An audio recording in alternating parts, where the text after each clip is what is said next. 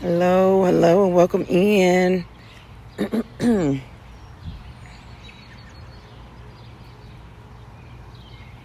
Welcome in.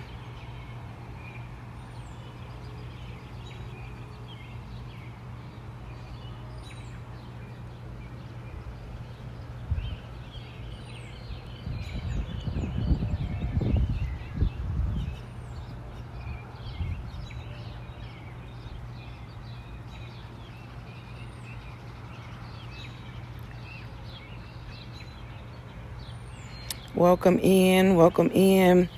If you're just coming in, we are Seeds of Growth, Inc., a 501c3 approved nonprofit in community gardening. Hubby and I decided to extend the garden in our own backyard so that we could go ahead and give back to some of the underserved communities out here in Zone 7B, Tennessee. All right. So what we're going to do is go over some of the things we have growing on in the garden. Welcome in. This is our first time going live on YouTube, y'all. Very first time on YouTube. So welcome in. Welcome in. All right. So we'll start over here. On our first 2 rows over here, we have some cayenne peppers growing. All right. It's been raining a lot here in Zone 7B, y'all, out here in Tennessee. Down here on the first trellis, we have some cantaloupes. Some cantaloupes growing on right here on this trellis. And some cucumbers on the second trellis down there. Welcome in. Welcome in. All right. So if you want this trellis, you have to get it from, like we had to get it from our local tractor supply store. So this is a 16 feet cattle panel, 4 T-posts, and some UV zip ties. All right. So that's how we made this trellis, if you're interested in it. Right. And then down here we have some cucumbers growing on. Some cucumbers. Again, welcome in. Welcome in. Our first time going live on YouTube, y'all. So welcome in. Welcome in. We're just going over what we have growing on, y'all. These are collard greens. Okay. Collard greens. All right. And we get a lot of questions usually about the things that we do. We're going to go over everything that we're growing. And then if you have any questions, we're happy to answer them. But if you're just coming in, welcome in. Hi, Kaylin, baby. Welcome in. Welcome in. Thank you for being the first one to comment. We appreciate you for coming in. All right. So these are collard greens, y'all. We do companion plant here at Seeds of Growth, Inc. All right. We do companion plant. And what that means is, we basically, the first most natural thing we can do as gardeners is making sure that we're protecting the produce at all costs. All right. So with our collard greens, we also plant onions on the side as well as marigold. Okay. And what that does is it deters those pests. Kaylin said I'm 9. All right. Yeah, I'm out here in Zone 7B, Tennessee. Okay, y'all. Thank you for sharing, Kaylin, and welcome in. Thanks for engaging. So the pests and the bugs that like these collard greens, they don't like the taste and or the smell of the marigold or the onions. Okay, so that's exactly what we do here. All right, we companion plant first. Hi, Ivy, baby. Welcome in. Welcome in. Kaylin said I'm in my garden. I love that. Yes, yes. Thank you, Kaylin, baby. Gardening is so therapeutic, y'all. It's very, very therapeutic. This is our first time going live on YouTube, so welcome in, y'all. Welcome in. We're just walking through the garden right now, talking about what we have growing on, some of the things that we typically see and things like that in the garden. But we'll continue to walk through.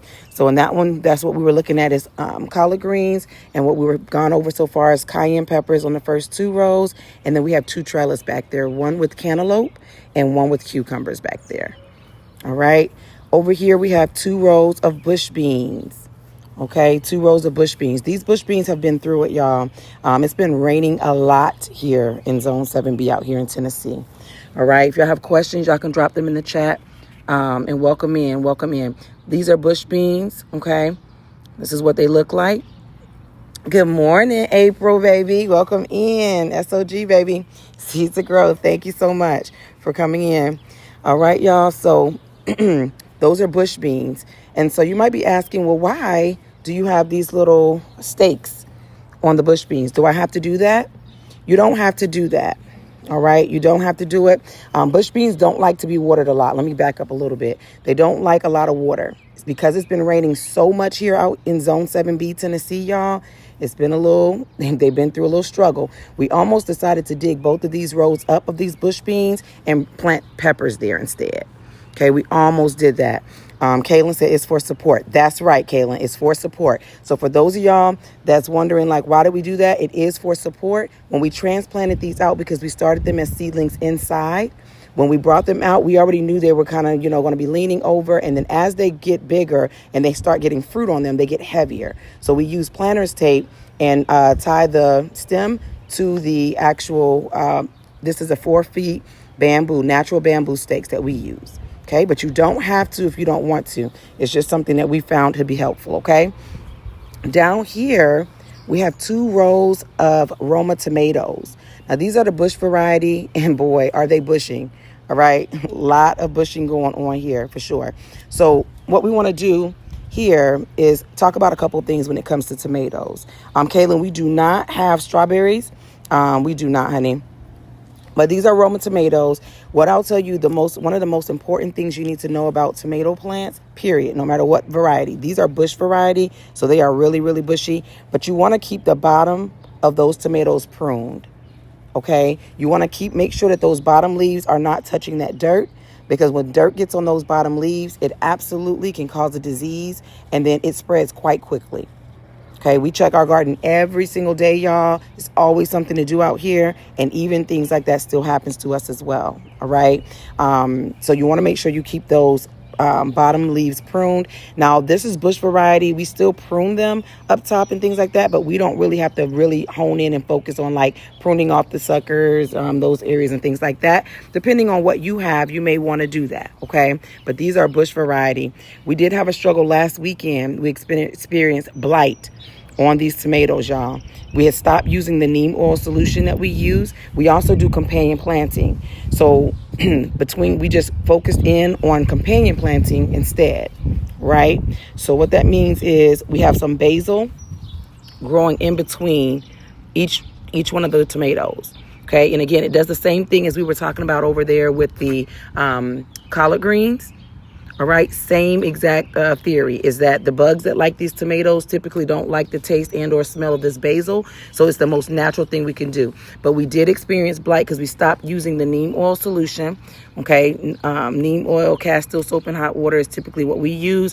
But you'll see down there those leaves. So we had to do a lot of pruning, y'all. Aphids had taken over this whole row last weekend. So we had to jump into gear and actually try and do what we can, okay, to save them. So that's what we're kind of going through now. Hubby is still out here. Call him the silent gardener, y'all, okay? And he just prunes them off. He's pruning. But when you go to pruning things, you can't just go through and cut off all the bad parts on the same day. So if you have a lot growing on, you have to kind of, do a little bit, let it get its time to heal a little bit, and then go back into it. All right? So that's what we have. But let's take a look at some of them because we do have some Roma tomatoes growing in, y'all. Y'all see them? They are looking really, really good. But again, that blight takes over and it can be really, really bad. Okay, so we're out here trying to contain that now. We talk about all the things in the garden. We don't want to just talk about the good things or the success, okay? We talk about the things that don't go as good or as planned so that we can grow together one seed at a time. But these are Roma tomatoes, y'all. Waiting for them to get a little orange, just a little bit of orange on them. And we're going to take them off, y'all, so that we can go ahead and make sure that they prune or finish ripening inside. All right, down here, we have two rows of peppers. These are all kind of peppers, y'all. We have jalapeno peppers. We have some emerald peppers over here, long-tailed Sally peppers down there, and some sweet chili peppers. Now, we companion plant down here with cilantro, okay? We've let these flower, but we do companion plant with cilantro. It's a really good companion plant for peppers, right? And again, same purpose as when we were talking about the tomatoes, as well as over there with the collard greens. We do that as a natural pest deterrent, okay? Most natural thing that we could do. So if y'all have any questions, feel free to drop them in the chat. Welcome in, everybody. If you're just coming in, we are a 501c3 approved nonprofit in community gardening. Okay, so hubby and I expanded the garden in our own backyard so that we could go ahead and be able to give back to some of the underserved communities out here in Tennessee. That is what we're out here doing. We're walking and talking the garden. This is our first time going live on YouTube. All right. We typically are on additional platforms. And so today we are starting to go live here. What we are looking for is if you are looking for a community where you can connect to and be able to ask questions, share your tips and tricks, and build community, that's what's most important to us. And that's what we're out here doing. Okay. So make sure you subscribe if that's if you're in here and you want to be a part of a greater community. All right. Okay. So this shading, I don't know if you all are aware, but we do have 30% shading is what this one is. You can get this anywhere, okay? Anywhere that you shop, Walmart, Amazon, wherever, okay? But we have 30% shading, and this is like when certain plants experience degrees like over like 85%. Okay, like 85 degrees. 85 degrees Fahrenheit. It can be too hot. So it just depends on the plant and what you have growing on. For us, we know that these tomatoes don't like that too much. So we put a shading and we started it again, 30%, going from right here all the way down as far as we could stretch it near those collard greens down there. And it's 30% shade. You may need more or less, right? Shading, depending on where you are, what zone you're in. Again, we're in Tennessee, zone 7B, and this is what we found that works best for us. To secure them, we had to get some little, I don't know what they're called, y'all, but we had to get some of these little gadgets off of Amazon as well. These are like 8 feet T-posts, and we had to get those from the local Tractor Supply store. Okay, that's what we had to do. They didn't have them, anywhere else. So that's what we did, okay? All right. Any questions? Any questions? Welcome in, everybody. Any questions?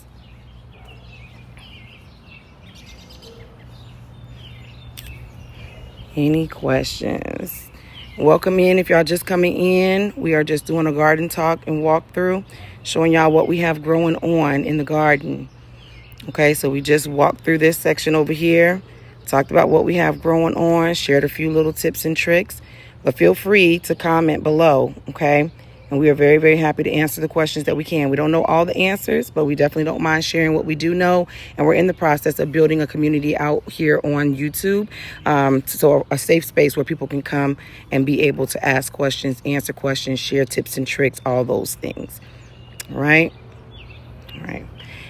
So we'll move on. We also have some watermelon going on over here. All right, watermelon is taking off, y'all. The watermelon. So I don't know, has anybody in here had experience with growing watermelon?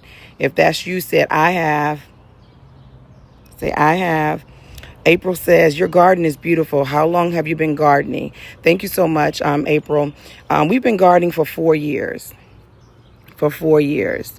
Okay, this is the first year operating with the nonprofit, the 501c3 approved nonprofit in community gardening, and being able to grow at this level, because we typically were only for our 5-family household from here back. Okay, is all we were using for our family, and it was way more than enough, y'all. We could share with the co-workers, family, friends. It was an overabundance. So we just expanded it so that we make sure we have more than enough to give back to the underserved communities out here in Tennessee. But really, really, really good question. Thank you. So 4 years, y'all. All right, watermelon growing. Y'all, I don't know if y'all have been growing watermelon, but watermelon vine like crazy. All right. And we share this on our other platforms and things like that, y'all, to explain. We've done this like 2 years ago. We tried it. These vines went so crazy. We were like, okay, we need to take a step back, and then we need to come back around and figure out what else we could do. All right. Because, baby, these watermelon vine out like crazy. And if you don't have a way to contain them, rather that be a trellis or something similar to what we have going on here, you'll find yourself very probably frustrated, okay, with all the different places that these vines will go. We had like a little fence in front of it before. It took over the fence, in the fence, out the fence, down the fence, up the fence, all over the place, y'all, in the grass, all over. So this year we decided to try it again. Okay, and that's what we encourage people to do. Like, sometimes things don't work out the first time in gardening, and that's okay. But that's why we are working on building that community to make sure that people are able to come into community ask their questions, answer questions, and be a part of something bigger. Okay, so that's what we're starting to do over here on YouTube. So again, with this year, we decided to put down a landscaping fabric. Okay, we stapled that down. We do like little live demos and things like that as well. We'll start doing some of those things over here also. Okay, but again, today's our first day going live on YouTube. So welcome in and thank you so much for being a part of this experience with us. All right. We decided to put that landscape fabric down, and because it's getting hot here out in Tennessee Zone 7B, we decided to go ahead and make sure we put some mulch down. That's what you see underneath that, just to make sure that it doesn't get too hot and burn any of the vines and things that we have going on over here with these watermelon. Okay. All right. So that's what we have growing on over here. And then over here, we have some potatoes, red potatoes. They're about ready for harvest. Okay, I say within the next week or two. But these are red potatoes. We had to stake these up because we had a really bad storm that came through and it knocked them down, y'all. A lot of rain, a lot of thunderstorm, knocked them over onto the ground. Okay, so we ended up having to stake them up to try and save them. We did not want to leave them on that dirt. Okay, these over here are more peppers, y'all, because you can't have enough peppers, baby. You can't have enough peppers. That's how we feel.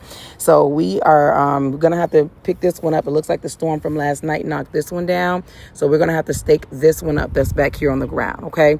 The way that we got these so bushy, if you're wondering, how are they bushing like this? We did top them. So, there's a lot of helpful videos on how to top them if you want them to be more bushy and be more fruitful. We do demos and things like that as well. So we have done that already, so we don't need to do it, but this is the fruits of that. Okay, but these are mixed peppers, y'all. Our little greenhouse fell over, and I don't know what pepper is what, okay, over here.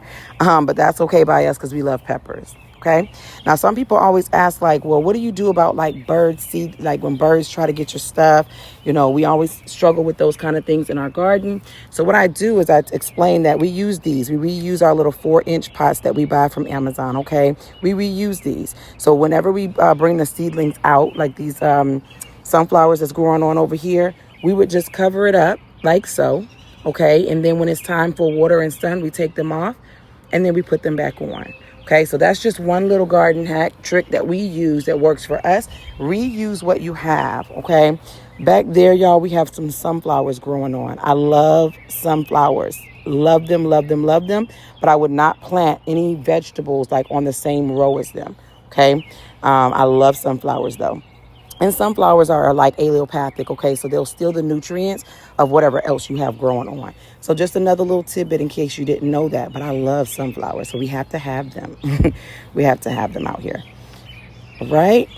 All right. So if you're just coming in, welcome in. We are 501c3 approved nonprofit and community gardening. We're out here walking and talking, y'all, letting y'all know what we have growing on. Today's our very first live on YouTube. Okay, we're typically on other platforms, but we decided we want to go ahead and build out over here as well to make sure that we are sharing the love in what we do and building community as much as we can to be able to help where we can. All right, we believe growing together, one seed at a time, is the motto that we have here as a nonprofit, and that's what we're doing. Okay, we grow at this rate because we are out here donating produce to our local food banks within our zone 7B. Okay, so the underserved communities can actually have fresh produce, right? So the donations we've made 2 this season already with these collard greens. Okay, we made 6 pounds, 6 ounces was the first donation. And last Saturday, y'all, we were able to donate 14 pounds, 8 ounces. So about 20 pounds of collard greens have already been donated out here. And we are so excited about it. Okay, so what we're doing here is, again, building a community where people can come together, ask questions, answer questions, share your tips and tricks and all those things. That's what we're doing. Okay. All right. If y'all are just coming in, I want to make sure I'm not talking to myself. Y'all say hey, say hello, good afternoon. It's probably afternoon where most of you are, or good morning. So I know that y'all are down there. All right. So we know that y'all are in the garden with us. Okay, and we will speak back. We will make sure if you have questions, I will read them off for you. Okay, and we'll answer them to the best of our ability. All right. So welcome in, welcome in. Who's in here and have never heard of grow bags? If you've never heard of grow bags, say me. Say me if you've never heard of grow bags before. And if you put that, we'll talk about these grow bags. We will talk about these grow bags.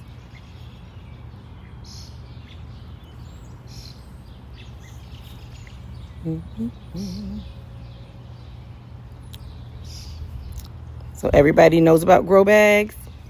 Y'all know about grow bags? Because we can just talk about what we have growing in them, if so.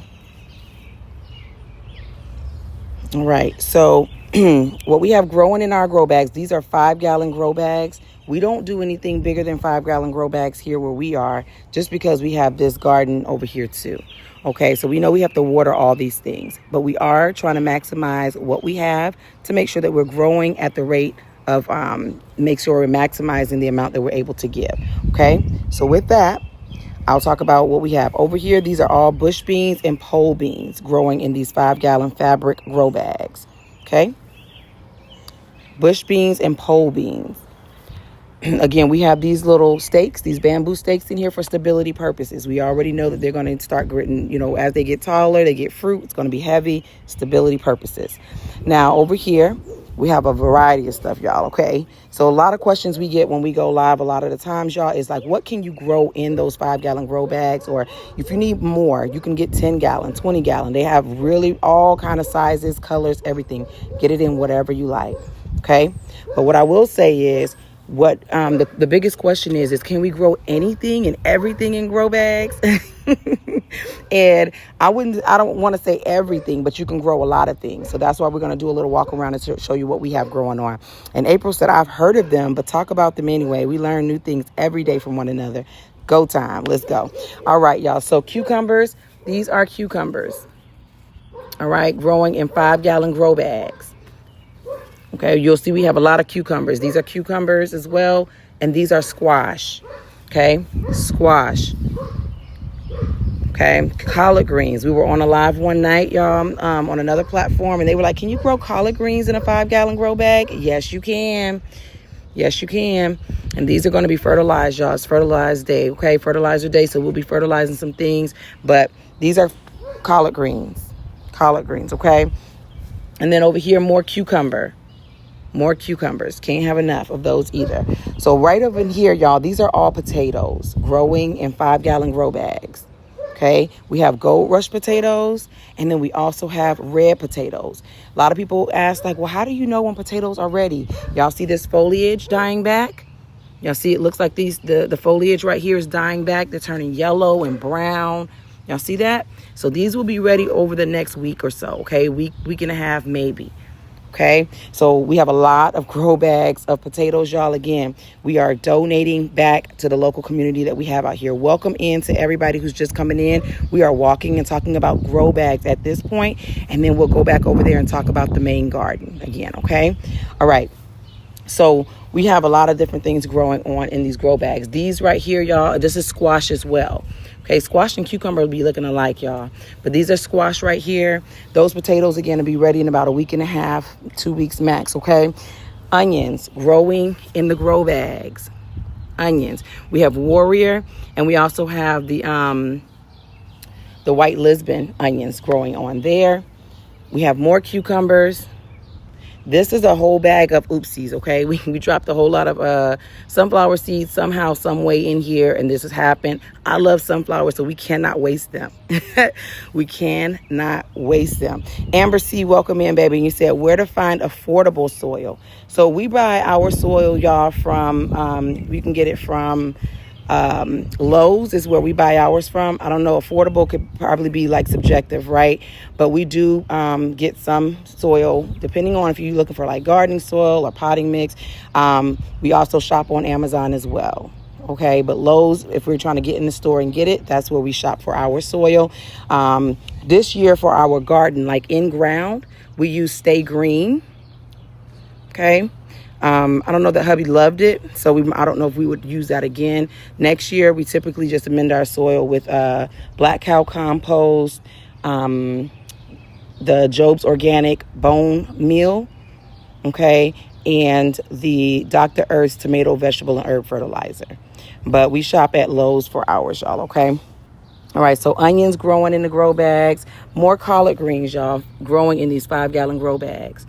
5-gallon. What I really, really love about these grow bags, y'all, is that they come ready to drain. Okay, so the drainage on them is amazing. I don't have to cut holes in them. I don't have to figure out, like, I wonder if, I have enough holes. No, if you get what these 5-gallon grow bags, that they're the fabric kind, they come ready for you to grow. Okay, so that's one of the things I love. I love that they have handles on them. This season, we struggled with our turnip greens, and we would bring them out, y'all, and they would be here. And then the next thing you know, the heat would kick in and they would just like wilt over. So we were able to take them by the handles and move them out of that environment, get them some shade, get them some water, and tend to them. As opposed to, like, again, we do in ground as well. So we'll go back to the main garden in a minute and tell you everything we have growing on over there for the new people in the room. Okay, so you can't do that with in ground, right? You kind of got to pivot on purpose and figure out your way. What do I need to do, to protect it? We have to add a little shade cover. We'll talk about that when we go back over there. Okay, so there's a lot of different things that you can do to pivot on purpose is what I tell people. But these grow bags are that anybody can use them. It doesn't matter if you've been gardening for 2 days, if you've been gardening for 20 years. Okay, these grow bags can help you tremendously. And I recommend them for new gardeners and seasoned gardeners. We've been gardening for 4 years, and I assure you we've been using them. I love the fact that they're reusable. Okay. Some of these grow bags have been with us for 4 years. Now, we buy grow bags every year anyways, because we got a lot growing on out here. Okay. A lot growing on. But the good news, again, is that they are reusable, so it's not like we have to get rid of them or anything like that. Now, when they get mildew, things like that, then yeah, you need to do what you got to do to get rid of them. But again, they last and they're very, very durable. So I love them. All right. If you're just coming in, you're wondering why we have all this growing on. We are out here being a blessing, y'all, as a 501c3 approved nonprofit. Okay. The link to our website is in the description so that you can see and learn more about us if you are interested. A donation link if you feel led to want to support. Okay. But we're out here growing at this level so we can actually support some of the underserved communities out here in Zone 7B in Tennessee where we live. Okay. So what we do is we grow and then we donate to the underserved. We have partnerships with our local food banks, and we take the food to them. We've already donated 20 pounds of collard greens from the main garden over there in this season. So we're really excited. We share our journey, a lot of different videos on our page if you want to check that out, and subscribe. That's what's most important to us, is subscribing to be able to build a community. Okay, so if you want to know how you can best support us, subscribing to the channel, okay, is going to be the best way to do that. Now, these 2 grow bags right here, y'all, are carrots growing again in 5-gallon fabric grow bags. 5-gallon. These right here, peppers and more peppers. Okay, because you can't have enough peppers. More peppers. 5-gallon grow bags. Okay, from jalapeno to cayenne to chili peppers, all the things. Okay, these right here are bush beans, y'all, taking off. The bush beans are doing great. Okay, more potatoes. And for those of y'all wondering, like, how do you grow, like, year round? Do you reuse the soil? Yes, we do. When we uproot these things, y'all, we just kind of like refreshing the soil. Okay, these peppers right here are from last year. Amber C said everything looks so good. Thank you, baby. Thank you. And so these right here are from last year, y'all. Hubby was like, I wonder if I can revive these. And baby, yes, he did. Okay, so if you're new to gardening and you're looking for like something somewhere to start, I recommend peppers. I recommend cucumbers or bush beans, any type of beans. Okay, those are going to give you a quick win, and you're going to feel like you can grow anything, baby. You're going to feel like you can grow anything. But look at this, y'all. This is, again, from last year pepper plant. Peppering. Okay, peppering. This is what's happening. So you can, it's a lot of things you can do and you can learn. And that's why we're building this community, okay? So that people can learn and be able to come in and ask questions and support each other, because no one person has all the answers. I don't care who you are, how much you have. You can be very knowledgeable, but no one person has all the answers. And even if they do have a lot of the answers, what works for us may not work for you, and what works for you may not work for us. right? So building this community is important to us. Make sure you subscribe to the channel. That is what's most important, is to continue to build a community of people so that I don't have to know all the answers, because I can say, hey, community, what's the answer to that? Hey, community, have you heard, about that? That hasn't been my experience. And somebody in the comments can say, oh, yeah, that's been my experience, and here's what I did. That's what we do across the other platforms that we're on. But today is our first day going live on YouTube, okay? This right here is a sign that these potatoes are about ready. Y'all hear me? So we will be harvesting these potatoes soon and very soon. But for those of you who are wondering, what does that look like? The foliage will turn yellow like this, y'all, and brown, and it'll look like it's dying, okay? It will not be thriving anymore. Turnip greens, these are turnips, y'all. These 3 grow bags right here are turnip greens. They have been on a struggle bus. I don't know what's going on, but a lot of rain here in Tennessee, zone 7B, and then the temperature's getting extremely hot. They have had a hard time adjusting, a very hard time adjusting in the season, which is okay. So some of them are starting to flower. We're just going to go ahead and take the seeds from those. But these turnip greens have been on a struggle bus. And these are more potatoes, y'all. Again, we're giving a lot away. So, donating them to the underserved communities. Over there, y'all, is more cucumbers and squash. Okay, thriving, just up there, thriving. And then we have onions, more onions. Okay, so Amber C said, I'm new to gardening and planning to grow in grow bags. What soil mix and amendments is best to use? All right. So I'm happy to share what we use here at Seeds of Growth, Inc. Okay. We do not gatekeep, and what works for us may or may not work for you. But going around showing you all the things we have growing on, these are the things that have successfully worked for us. I have a little paper that I'll let you take a screenshot of. The only thing that's not on here is Miracle Grow potting mix. Okay. We use the Miracle Grow potting mix along with these things right here. So if you want to take a screenshot, you can do that. But we use Black Cow Compost, Dr. Earth's Tomato, Vegetable, and Herb Fertilizer, Job's Organic Bone Meal. But these are the things. And the left bottom corner is the actual Urea bags that we use. Okay. Did you get that screenshot? Let me know. Okay. And Amber, thank you so much for engaging, honey. We appreciate you. All right, we do our best to acknowledge. If you have questions or anything, confirm that you got the screenshot, and then I'll remove it, okay? But these are the things that we use. And then the only thing that's not on this sheet, because I couldn't fit it on here, is the Miracle Grow potting mix. If you're in here and you use something different, please feel free to share that information, okay? The community that we're building, we understand that we don't know all the answers, and we don't, but what works for us may not work for everybody. So if you use something different, all you have to do is comment below so that Amber can have that information and be able to do her research and figure out what works best for her. Okay. All right, Amber C, you are very, very welcome, baby. Don't forget to subscribe, okay? Because we're going to start doing things like this more often. And you can follow us on the other platforms as well. Okay. Same name, Seeds of Growth, Inc. All right, y'all. So let's talk about this pollinator palace that we have growing on over here. Okay. In the garden over there, we're about to make our way back over to the main garden so I can tell y'all what we have growing on over there. Okay. But I'm going to back up a little bit, and we're going to talk about this since we're already over here. When we're in the main garden, we talk about companion planting and the importance of understanding how to do it.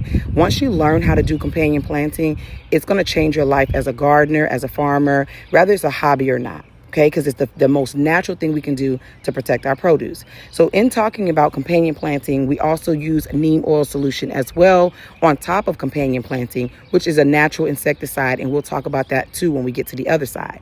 But in doing that, if you use it inappropriately, or you don't know how to use it, how much to use it, and you misuse the neem oil solution, what will happen is you can damage or have an impact negatively on the ladybugs, the bees, and the bees, and butterflies. Okay, we don't want to do that.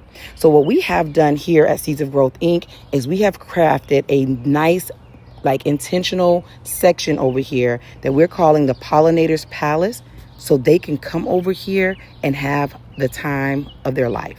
Okay, all promotion here as far as the bees, the ladybugs, all the things. Okay, so what we have growing on over here in the back there, those are mammoth sunflowers, okay? They get about 15, 16 feet high, and I cannot wait.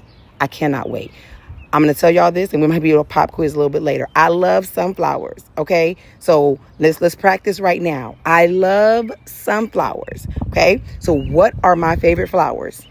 What are my favorite flowers? I want you to type that in the comments below. If you just heard that, I want you to type that below. Okay? What are my favorite flowers, y'all? What are my favorite flowers? And then we're going to talk about what we have growing on over here for in the Pollinator's Palace. Okay? And because I love sunflowers, y'all, we have red sun sunflowers. Okay? That's in addition to the mammoth sunflowers in the back. Yes, April, baby. Yes, Amber. Sunflowers, baby. And then I didn't even know that they had chocolate cherry sunflowers, y'all. I didn't even know that was a thing until this year. Okay? But yes, they do. So we are growing them too. Chocolate cherry going across the back. Right over here is Velvet Queen sunflowers. Okay. Those all right there will be Velvet Queen sunflowers. Right. Now over here are the incredible dwarf sunflowers. Because you can't have enough sunflowers. Okay. These are incredible dwarf sunflowers. And the greenery is amazing on them, y'all. Sunspot. These up here are going to be incredible. They got like the sunspot dwarfs, sunflowers. Okay. Now in the middle here, we have some zinnias. That's what you're seeing right here. Okay. Zinnias. And they getting pretty tall themselves, y'all. They getting pretty tall. A lot of colors, like a nice color pop over here with all this green next to the greenery. Okay. But these took off really, really fast. Just last week, we only had about maybe 2 or 3 of these that were showing and that had already flowered. And now look, what a difference. Okay. What a difference a few days can make, especially when it's raining like crazy. So that's what you're looking at here. Zinnias. We have some snapdragons. Y'all see the pretty pink purplish snapdragons and the white ones back there. Yes. Look at this orange zinnia, y'all. Okay. So yes, this is what we're calling Pollinator's Palace. It's also known as my place of peace because we come out here and we sit on that bench right there, me and hubby, and we talk about all the things, right? All of our dreams, the bigger visions that we have for the nonprofit, you know, how glad and thankful we are to be able to build a community and be able to help people in so many parts of the world. Okay. So many parts. So in this middle section right here are more zinnias, y'all. Smoothie zinnias. It's going to be all kind of colors there as well. And then some teddy bear sunflowers. Now, if you're asking what is that and why do you have it? We brought 2 of these, y'all. It's supposed to help with the birds, like deterring the birds. Now, we probably need to buy more because 2 is not cutting it. Okay. But it works as good as, you know, it can. But I think we just need to buy more. We got those off of Amazon. Okay.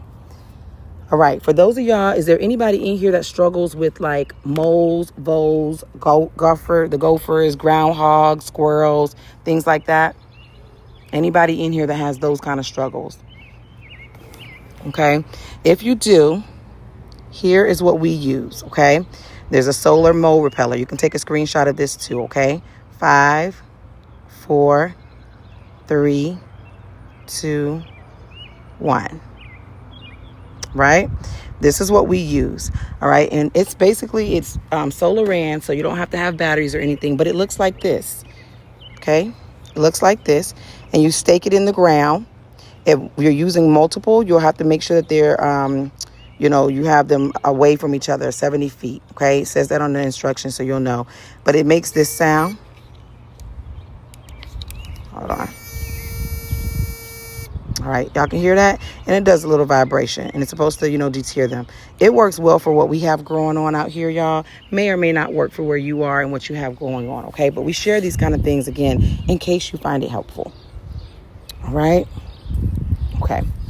So for those of y'all that's new coming in, welcome in. We are a 501c3 approved nonprofit in community gardening, and we are growing at this rate so that we are able to be a blessing and donate to the underserved communities out here in Tennessee Zone 7B, right? We're going to go over here and walk the main garden again for those of you that are new and tell you what we have growing on over here, okay? And we'll answer some questions. So listen, if you're in here and you have questions, this is a safe space. You can ask your questions in the chat.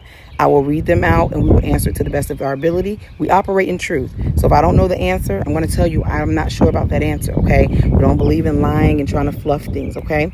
But we've been gardening for 4 years, all right? We love it. It's very therapeutic. And so, again, it's a blessing to be a blessing. So we're going to talk about what we have growing. If you have questions, keep it in mind that you can go ahead and type those below, and we'll go from there. All right. Okay. So on these first 2 rows right here leading up to that trellis, the first one are cayenne peppers. Okay. Cayenne peppers. That's what we have growing on right here.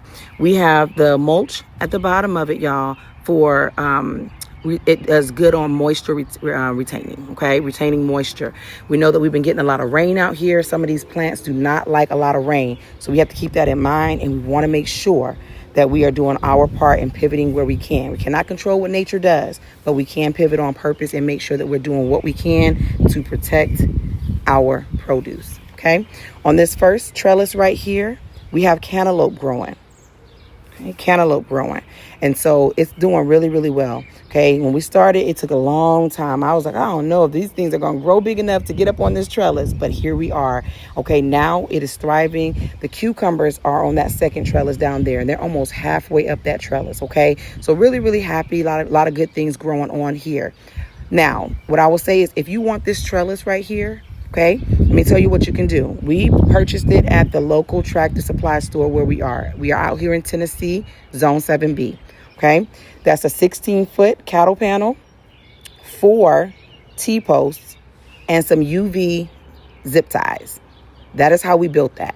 So if you want one, you too can have one. All right, and that's what we use to build ours. Okay, again, these are cantaloupe right here. They flowering. We saw little Benny the Bee out here getting his work in last weekend, and there he is again. Y'all see him? Y'all look, spoke him up. I don't know if y'all seen him. He's flat. He fast, but he be out here working. Okay, Benny the Bee be going off. Okay, now Benny is over here now, y'all. So these are cucumbers. Cucumbers are doing very, very well, baby, on this trellis. Doing very well. Again, it was a slow process, like a slow start, but now they are getting it in. And I want to show y'all something. We have some things growing on over here, okay? And I want to show you. Oh, Benny the Bee is like, back up, lady. I'm over here busy. All right, let me show y'all how we have. Y'all see this cucumber right here? Look, can y'all see that? Look at the cucumber. Can y'all see that? And Benny the Bee is busy, okay? So yeah, cucumber growing really, really good, y'all, okay? So they're going to start taking off, and it's going to be crazy, and we're excited about it. Okay, if you're just coming in, welcome in. We are doing a walk through the garden, y'all, okay?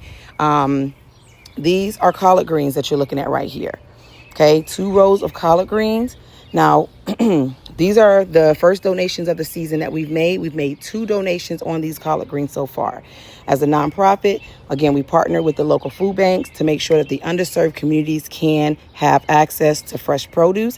So we have donated 20 pounds of these collard greens already, and we are definitely looking forward to donating more. Okay, if you're looking at these and you're like, man, they look really good. Like, what do you do? How do you maintain it? You know, what do you do for the pest control? All those things, let's talk about it. Okay. A lot of people have never heard of companion planting. If that's you and you've never heard of companion planting, say me in the chat.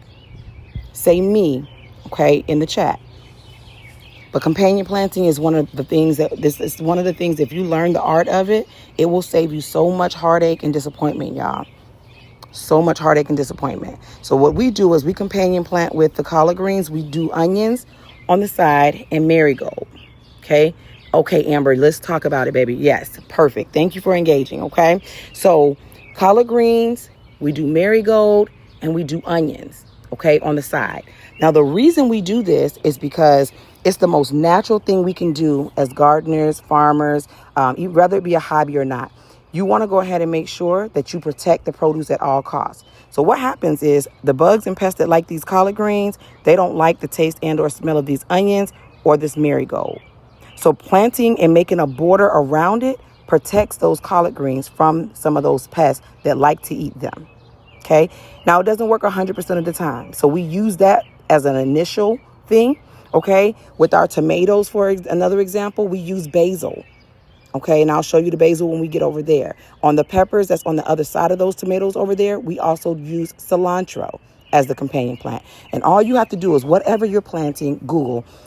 Use Google, ChatGPT, whatever you use, and say, what can I companion plant with blah, whatever your blah is. Okay, but This is what we do here at Seeds of Growth Inc. And it has saved us so much heartache in this season, y'all. Okay. Again, we've been growing for 4 years, gardening for 4 years. And it took a lot of trial and errors. And the things that we're sharing with you is so that you don't have to have some of those same heartaches and pains and stuff, right? But as a gardener, you're going to go through something. Right? Nothing's perfect. Nature is going to always do what nature has always done. Okay. You can just do what you can to pivot on purpose. So we'll talk about that. That's companion planting. The second thing that we do, though, because we use multiple methods sometimes, okay? The other thing we use here is neem oil, castile soap, and hot water mixed together, okay? Those things mixed together creates a solution, and it's a natural insecticide. You basically apply it to the top, the front, and the back of the leaf, okay? So the front and the back of the leaf. You want to apply it. Now, let me say this. We're not out here trying to kill off the bees, the butterflies and the ladybugs. So you have a responsibility that you have to make sure you understand that comes with using these kind of things. You want to use it early morning or later in the evening, because that is when those healthy pests, bugs, insects, that's when they are least active. Okay, so it's not enough to just be like, oh, what can I do for the bug? The bad pests, the aphids and the ants and the harlequin beetles and the hornworms. All those things are tearing my green leafy vegetables up or whatever. I understand that, but we have a responsibility and a due diligence that we have to keep in mind as we're doing those things. All right. So we do use that because we also companion plant. We do not have to apply that neem oil solution as often as somebody who is not companion planting. Okay. So we'd say you could probably safely use that neem oil solution. You can also buy it pre-mixed. Okay. They have neem oil pre-mixed. You can purchase it from Amazon, from Walmart, wherever they have it. Okay. And if you do that, again, I say once every 2 weeks if you're not companion planting. If you're companion planting, you may not need to use it as much. With these collard greens in the season that we've had them, y'all, we have not had to apply it more than like 7 or 8 times. Okay, which is not a lot considering that we companion plant. And we know how much we've had to use it in the past.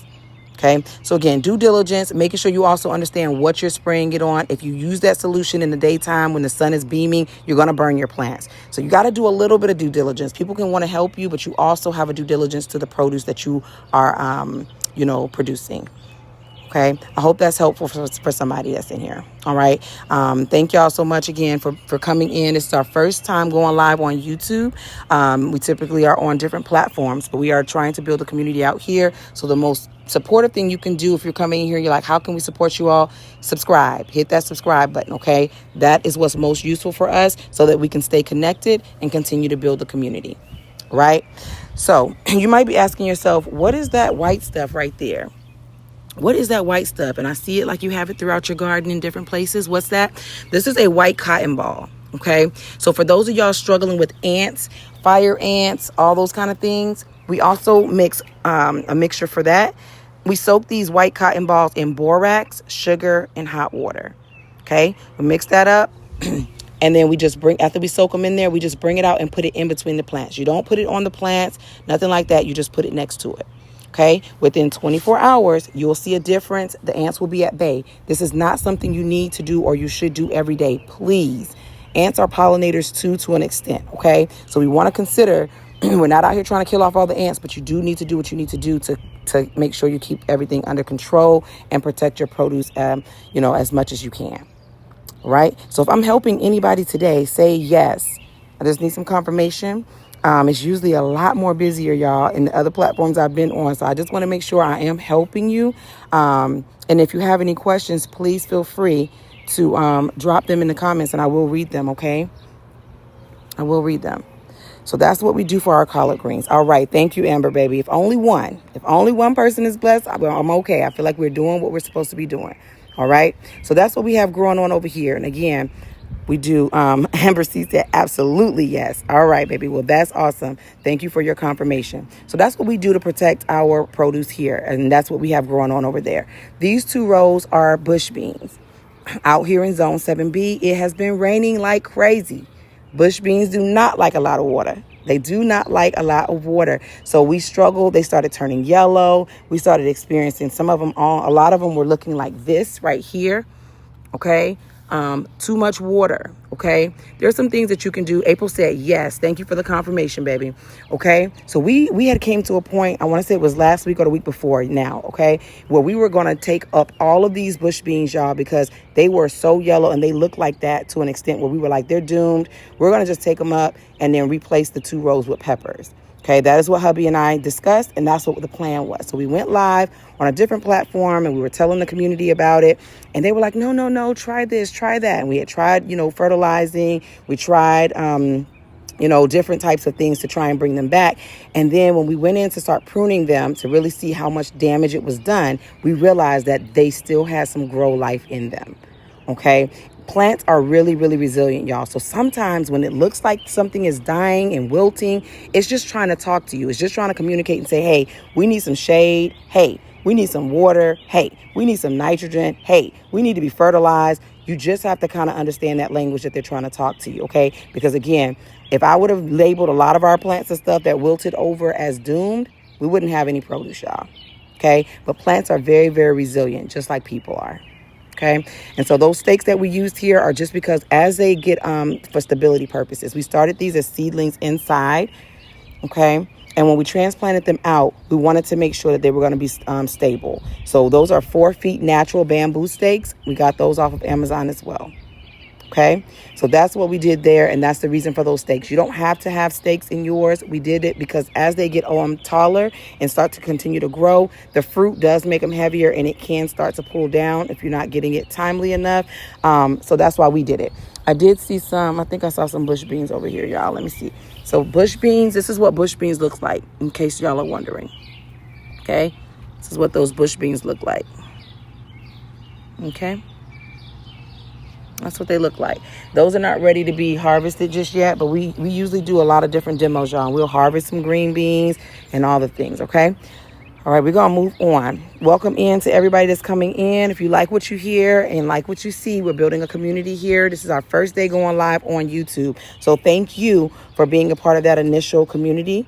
If you have questions, drop them in the comments. I'm happy to read them out and answer them for you. We're just building community. So the best thing you can do to support is subscribe if you like what you hear and you want to be a part of that. Okay. These 2 rows right here, y'all, are Roma tomatoes. There are so many different types of tomatoes that you can purchase. We are the variety you're looking at here are bush variety. Okay. So that's why they're so bushy like this. We probably would not do 2 rows of Roma tomatoes again. This is a lot of maintaining and managing to do. A lot of pruning necessary. Okay. Very, very number one thing that I want to say to you is keep the bottom of your tomatoes pruned. If you're growing tomatoes, one of the best things that you can do for yourself is make sure you prune the bottom and keep the bottom leaves off the dirt.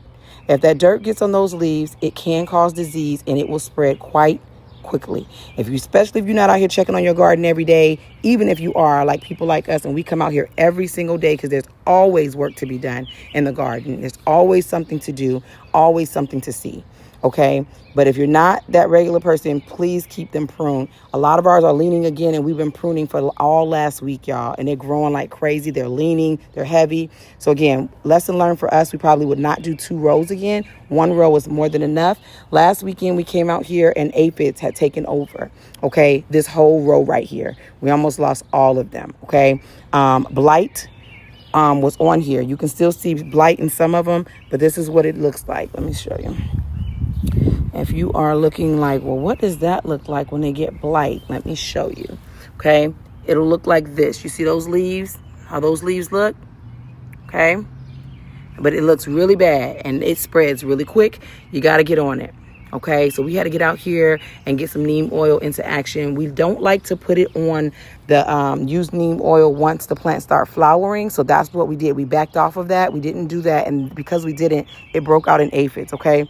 A lot of aphids was on these tomatoes. So we had to go back in and unfortunately use the neem oil. But we use it responsibly, okay? These are Roma tomatoes, in case you're wondering how they're growing. They are growing good, y'all. They are growing good. Okay? Growing quite well. So we're just waiting for these to be ready to harvest, y'all. So we can harvest them and let them ripen inside. Once they get a little orange, little red color, we're going to take them off of here. Okay, but those are some of the things that, we want to share with you about Roma tomatoes, y'all. Keeping in mind to keep them pruned, baby. Keep those bottom leaves off that dirt. Okay, down here, we are growing peppers on peppers on peppers, y'all. I don't know if I told y'all, but I love sunflowers, but we also love peppers too. All right, so because we love peppers too, we don't feel like you can have too much or too many. All right, so we have some jalapeno peppers growing on right here. We have some emerald peppers growing on right here. Okay, jalapeno peppers over here. And then down here, we have some long-tailed Sally peppers. Now, we did the tipping, the cutting off the tips, okay? You can watch a video. It'll show you how to tip them off. We did demos, but there's no more for us to tip off. These are bushy like this because a lot of them, we did the tipping, right? We cut off the tip, and we encourage more growth and more fruit, okay? We like bushy peppers. Gives it more variety for us to have more. And then over here we have sweet chili peppers and cilantro. Cilantro is planted next to them, y'all, for the companion planting purposes. Again, to protect our peppers at all costs. If you don't know about companion planting, I'm telling you, learn. It's something worth learning and mastering. As a gardener, as a as a farmer, you want to make sure that you understand how to do that. With our tomatoes, we do basil. Okay, these are basil in between our Roma tomatoes. Okay. All right. So with our collard greens, we do onions and marigold. So here is, again, the pan of the garden back here. If you were coming in, welcome in. All right. We got some peppers, lots of different peppers we just went over. Sorry, y'all. Roma tomatoes growing on right there. These 2 rows. Going over from that, we have some bush beans down there. Okay. These 2 rows right here are bush beans. And then we have some collard greens. Best thing you can do is go ahead and hit that subscribe button, y'all, and make sure that y'all are following us. That's what's most important to us.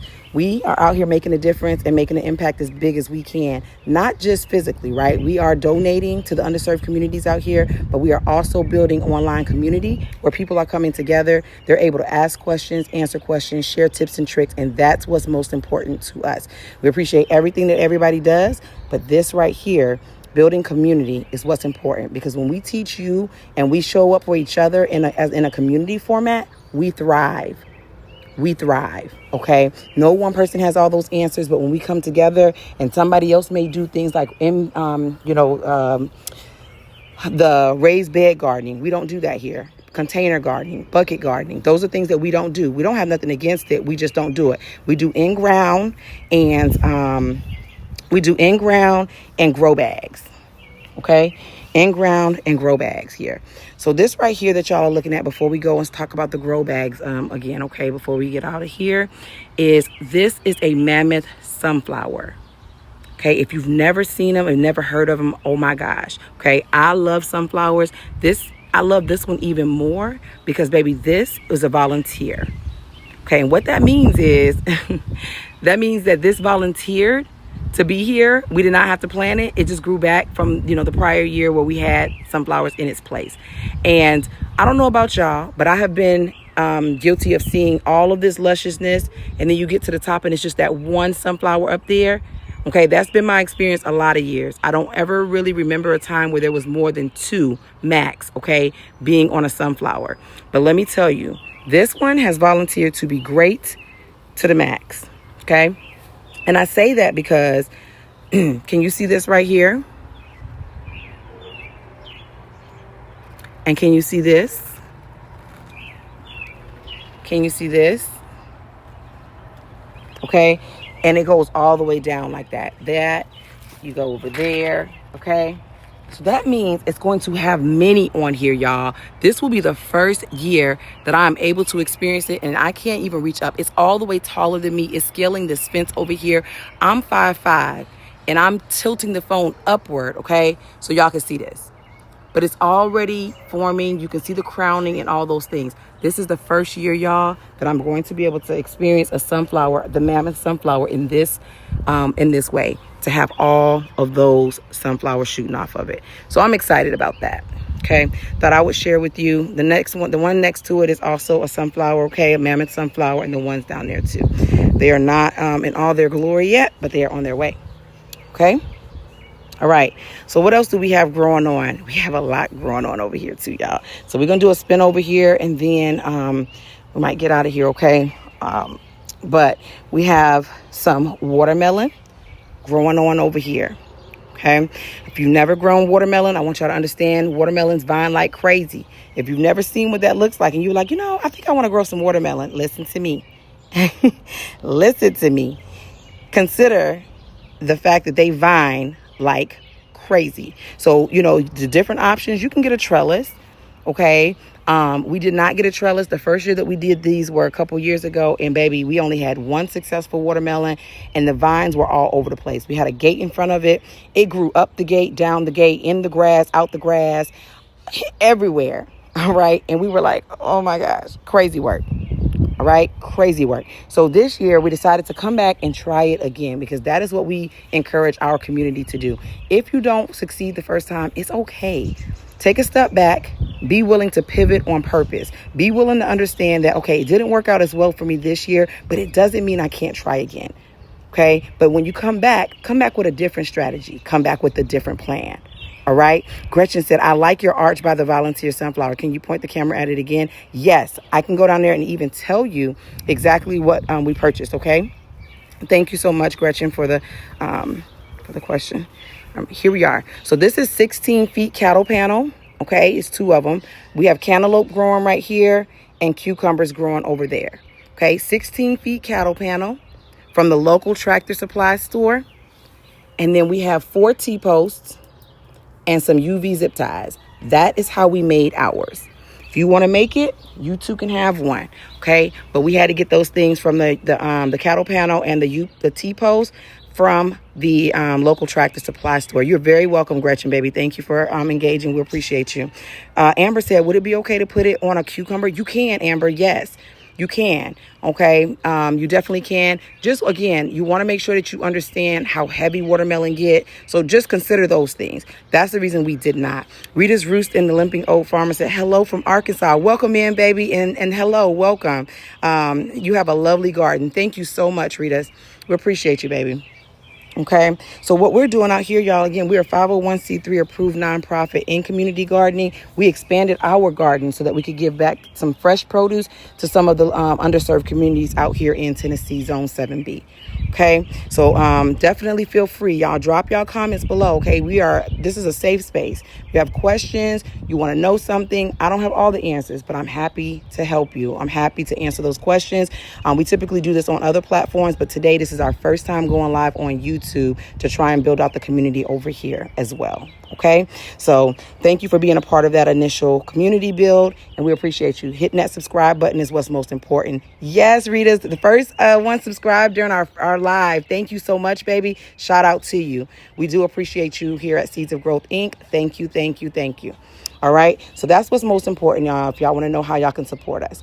Now, with the watermelon, Amber, the reason why we did not do a trellis is because we know that the watermelon we're growing, they aren't like the smaller ones. These are going to be really big, and I don't know if that trellis will be able to support that. So we didn't jump to that because the first year wasn't as successful. We decided to take this approach, and this approach is more so driven by the fact that when we did it the first year, we had a fence in front of it, and it grew up like I tell you, up the fence, down the fence, around the fence, in the grass, out the grass. It was crazy, and we couldn't see where none of the vines were. We couldn't untangle them. We couldn't do any of that. Okay, so we tried a different approach. So what we did was got a landscaping fabric.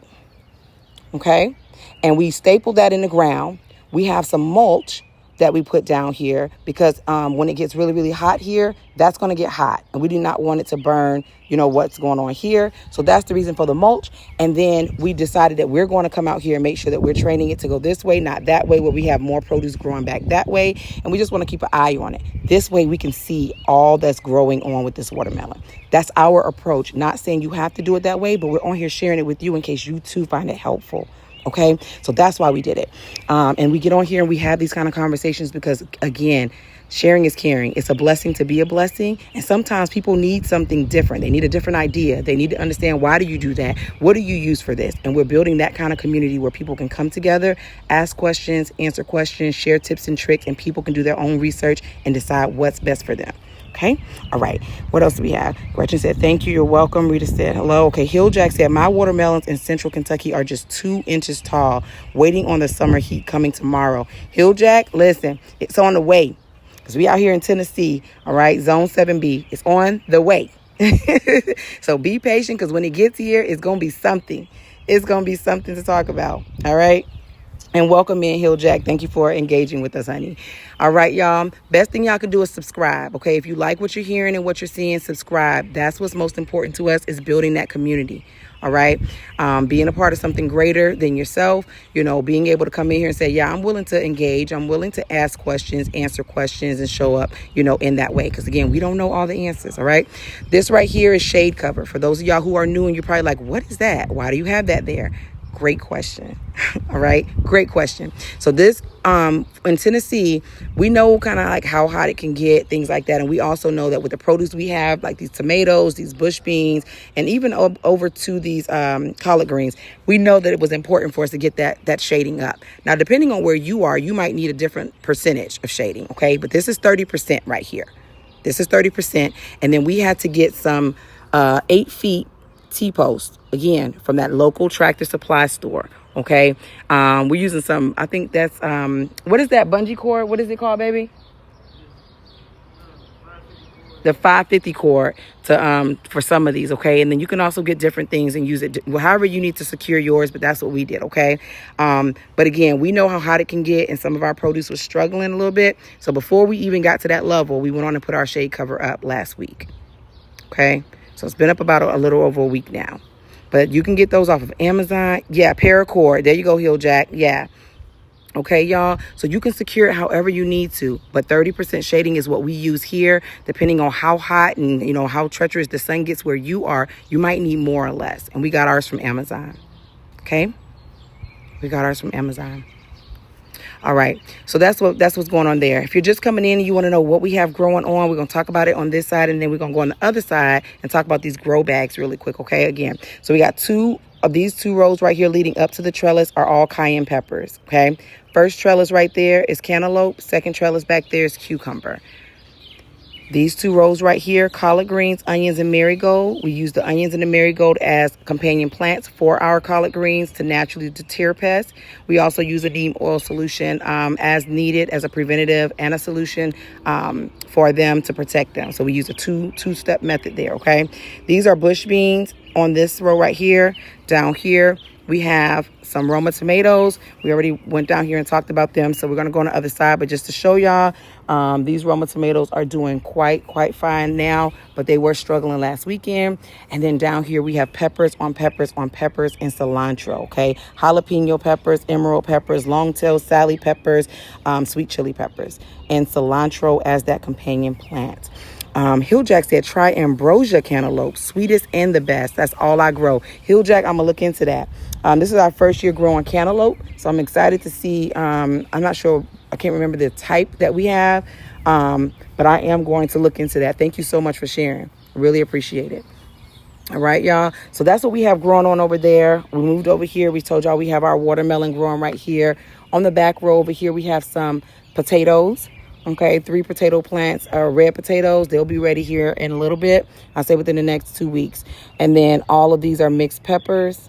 Right now, we're about to talk about grow bags because we have a lot growing on over here too. Okay, this is our other side of the garden. The side that we were just in is our main garden, and then we also have grow bags on grow bags on grow bags. Okay, so just for a little engagement, okay, who in here has never heard of grow bags? If you've never heard of grow bags, say me.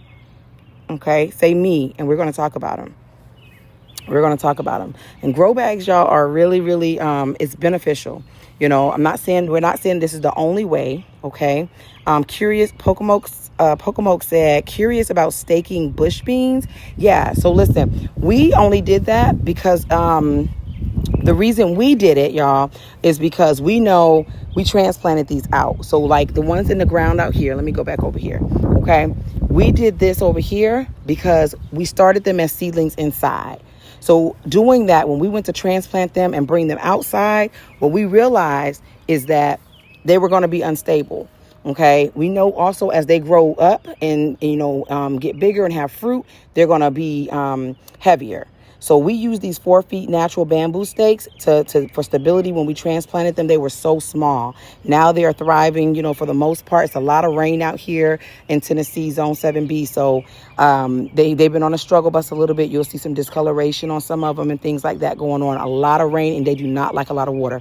Okay, but that's the reason we use these stakes. You don't have to, right? But we know that it's going to be that way. So we take the planter's tape, that green planter's tape, and we basically just connected them when they were really small.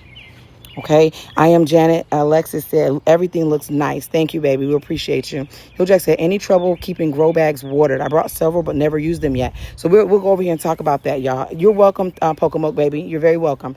All right. So listen. Grow bags. So we'll talk about the pros and the cons of grow bags. Okay. Who are grow bags for? I say anybody. I don't care if you've been gardening for 2 days, 2 years, 20 years. All right. We've been gardening for 4 years and we have used them all 4 years. And it has been a blessing to us to be able to even be a blessing on a bigger scale.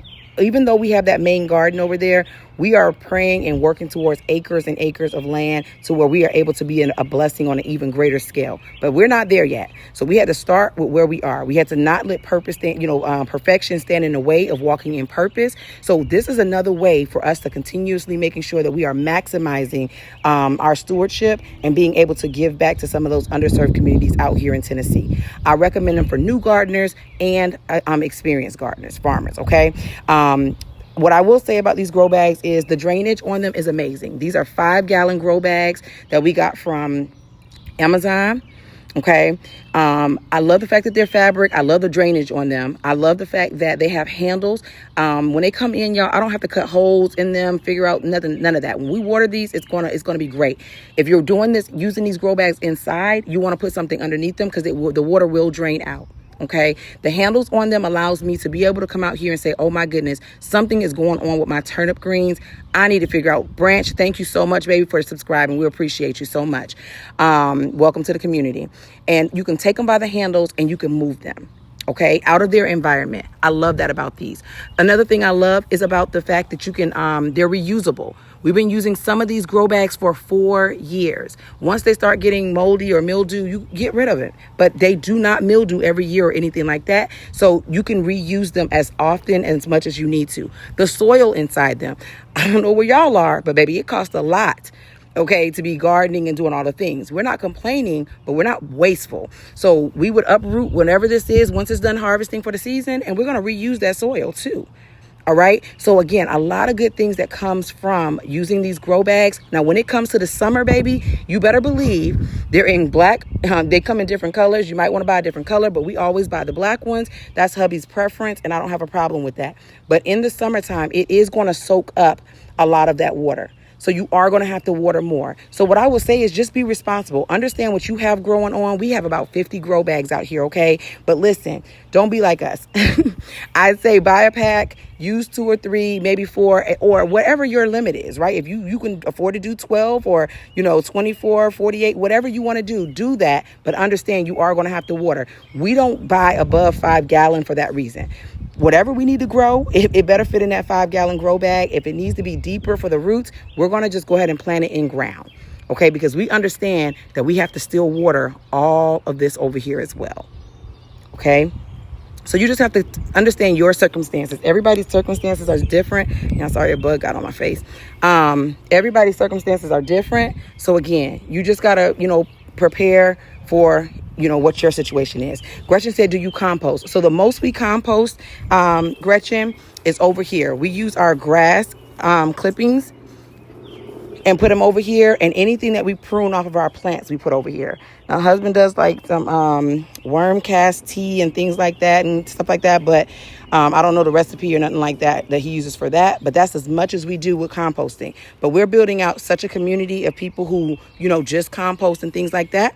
So if you have some helpful tips and tricks, please share them below. I encourage that here. Okay, because we are not above learning and trying to do, more and be even greater. Okay, but that's as much as we compost. Hill Jack said, any trouble with blight on your... Yes, Hill Jack. Let me go show you. Hill Jack is asking if we had any trouble with blight on our tomato plants with all this rain. Yes. Y'all see hubby down here? He is the silent gardener of Seeds of Growth, Inc. Okay? He is down here right now. You see all this going on in the middle? That is what he's out here handling right now. And we've been doing this over a week now, y'all. Okay? Over a week. Trying to get it all cleared up. But yes, we have definitely had some issues with blight. And so, you can't prune it all off at the same time. So look, we still have been pruning and then we have to come back and do these some more. Okay. But that's what all that is, y'all. If y'all wondering what it looks like that. It is, Hill Jack. It is a constant battle, 100%. So y'all, aphids had taken over this whole row, and that blight was no joke. So again, this is why it's so important, y'all, to be out here in your garden, check on your produce every single day and pivot on purpose as much as you can. Right? But we know nature is going to do what nature has always done, y'all. So there's nothing, we can't control how much it rains or when it rains and stuff like that. But you can pivot on purpose and do what you can. It is definitely a constant battle. So that's why we also created this, this community that we're building now is the same reason. People struggle with these things and they think that it's because they're a failure. They think it's because they didn't do something right. It doesn't have anything to do with that sometimes. You really have to understand with gardening, it comes with its pros and its cons, just like anything else. Patience, understanding that it's a process, all of those things are important. All of those things are important. Nobody gets it right 100% of the time. I don't care who it is. We may have something that we can grow really, really well, but baby, it does not come without, the struggles. Sometimes we get so hyped and talking about the success of things that we forget to share the struggles that led to that success. We've been gardening for 4 years and every season we learn something new. Okay. Another reason why we're building out this community. So again, if you're just coming in, make sure you subscribe because building that community is so important to us here at Seeds of Growth, Inc. All right. All right. Ivy, baby. Hey, baby. Ivy be on the other platform with us. Yes, baby. Welcome in. We're going to go back on the other platform later, but I wanted to come on here for the first time and just kind of check things out and start building out on this community over here too. But we definitely going to be back on the other side too. Hill Jack said, find a rabbit breeder in your area and get the rabbit poop. Doesn't burn. You can put it right on the garden or make a compost tea. I also breed rabbits. Oh my goodness, Hill Jack. Okay, thank you. That is so nice to know. Thank you so much. I will definitely look into that too. See, this is why I love community. This is why I love it. All right, y'all. So we learned something new. We're going to go around because the next question that I usually get about these 5-gallon grow bags is, what do y'all be growing? Like, can you grow everything? Or what are some things that you don't recommend that we grow in grow bags? Baby, you can grow a lot of things in grow bags, and we're about to talk about it, okay? Because that's the misconception that I think holds a lot of people back. But I recommend these grow bags. And even if you just start with 2 or 3, you're going to be blessed. And I'm telling you, like, the abundance of like using pepper plants is amazing in them. Cucumbers does really well in them. But this year we got a lot more growing on in them. So let's talk about it. This one right here, y'all, is cucumber. Okay, cucumber. This one right here is cucumber. Okay, this one is squash, baby. Squash. Okay, doing really good. Hill Jack said, I grew some potatoes in grow bags and did okay. Yes, we got a lot of bags of potatoes. You'll see these are collard greens. Somebody on our other live, when we go live on the other platform, they were telling us about, hey, I wonder, we do like demos sometimes. And so we did a grow bag demo and it was like, can you do collard greens in a grow bag? Sure you can. We did it. We did it right there on spot for them, okay, to show them that you can do that. And then again, over here, y'all, more cucumbers. Okay, now, potatoes. We have a lot of grow bags of potatoes. We're doing the Gold Rush potatoes as well as the red potatoes. Okay, if you're wondering, how can I tell when potatoes are ready? This is how, baby, when it starts looking like this, when the foliage starts dying back, when it starts getting yellow, okay, and when When it starts getting yellow and brown and it looks like it's dying, that's when it's almost time to do that. All right, Belle, I'm not understanding your question, baby. And then we have squash. Okay, squash. And then more potatoes. Now, these potatoes was thriving, y'all. If y'all was following us when we was going live on the other platform, baby, it was luscious green for a long time. And then it just seemed like, oh, they're shriveling up. They're starting to die back. It's almost time. All right. So we knew what time of day it was. And within the next week or two, we think those will be ready. Cucumbers. Okay. This is a whole accident, y'all, but I'm not mad about it. I love sunflowers. Somehow we spilled a lot of sunflowers in a grow bag. And this is what happened. So we got to figure out what to do with those because we have so many sunflowers already growing on over here. Okay. We'll talk about that in a second. Onions. Okay. Onions growing in grow bags. We have white Lisbon onions and warrior onions. Okay. Collard greens, more collard greens. We planted these after the other ones, so they're at a younger stage, but it's still collard greens. All right, growing in 5-gallon grow bags. 5-gallon grow bags. What we got growing on over here? This is more cucumbers. Okay, peppers, and more peppers. Growing in 5-gallon grow bags. Bush beans.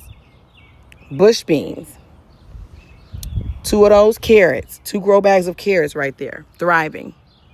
Hill Jack said, if you pickle the cucumbers, try using zucchini instead. Bread and butter zucchini is amazing. I've never even tried zucchini before, but that's a good idea. See, Hill Jack, I know you better subscribe because this is what I like.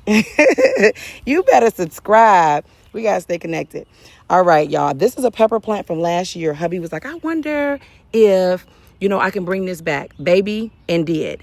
Okay. And just to prove it to y'all, he did. We were able to just get it growing again. Look at the, first pepper on there. Okay. And it's multiple. There's one right here too. Okay. So it's growing. And again, we can reuse them. We love it. This one is dying back. This is more potatoes, y'all. Okay. Again, it's almost at that stage where we just need to go ahead and get them out of there. These are turnips. These turnips have been struggling this season with all this rain and the heat. It's been up and down at this point. We're just letting them flower, okay? And we're going to get the seeds. That's what we're going to do. More potatoes, y'all. And then more grow bags, 5-gallon grow bags of onions. Okay? Cucumbers and squash down there. Okay? All right. So that's what we got growing on in grow bags. And we have a whole lot of bush beans and pole beans growing too. That's why we made this trellis. But we have a little rabbit friend here that we have named Nibbles. Okay, he's over here underneath the trampoline. Let me show y'all. Hold on. This is Nibbles, and he's been with us for about a couple years. Y'all see him? He right there. He's right there. Okay, we call him Nibbles. He likes to nibble on all the bush beans, the pole beans that we have, okay? It's our little rabbit friend. So we had to build a little makeshift gate here, okay? Chicken wire and U-posts to try and keep him out, okay? And he does really good for the most part. He does really good, okay? We also use some other things as far as for moles, voles, gophers, and groundhogs. For some of y'all who might be... Ivy said, Lord, Nibbles is mischievous. Yes, Ivy, you know it. Y'all can screenshot this. This is what we use to keep the moles, voles, gophers, groundhogs, squirrels, rabbits at bay. Okay? And you can get it from anywhere. But let me know when y'all got it, okay? 5, 4, 3, 2, 1. And somebody confirm that y'all got it. The screenshot for me.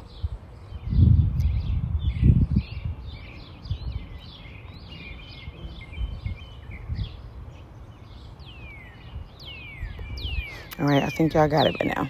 It might be a delay, okay? And they look like this right here, okay? You stake it in your ground.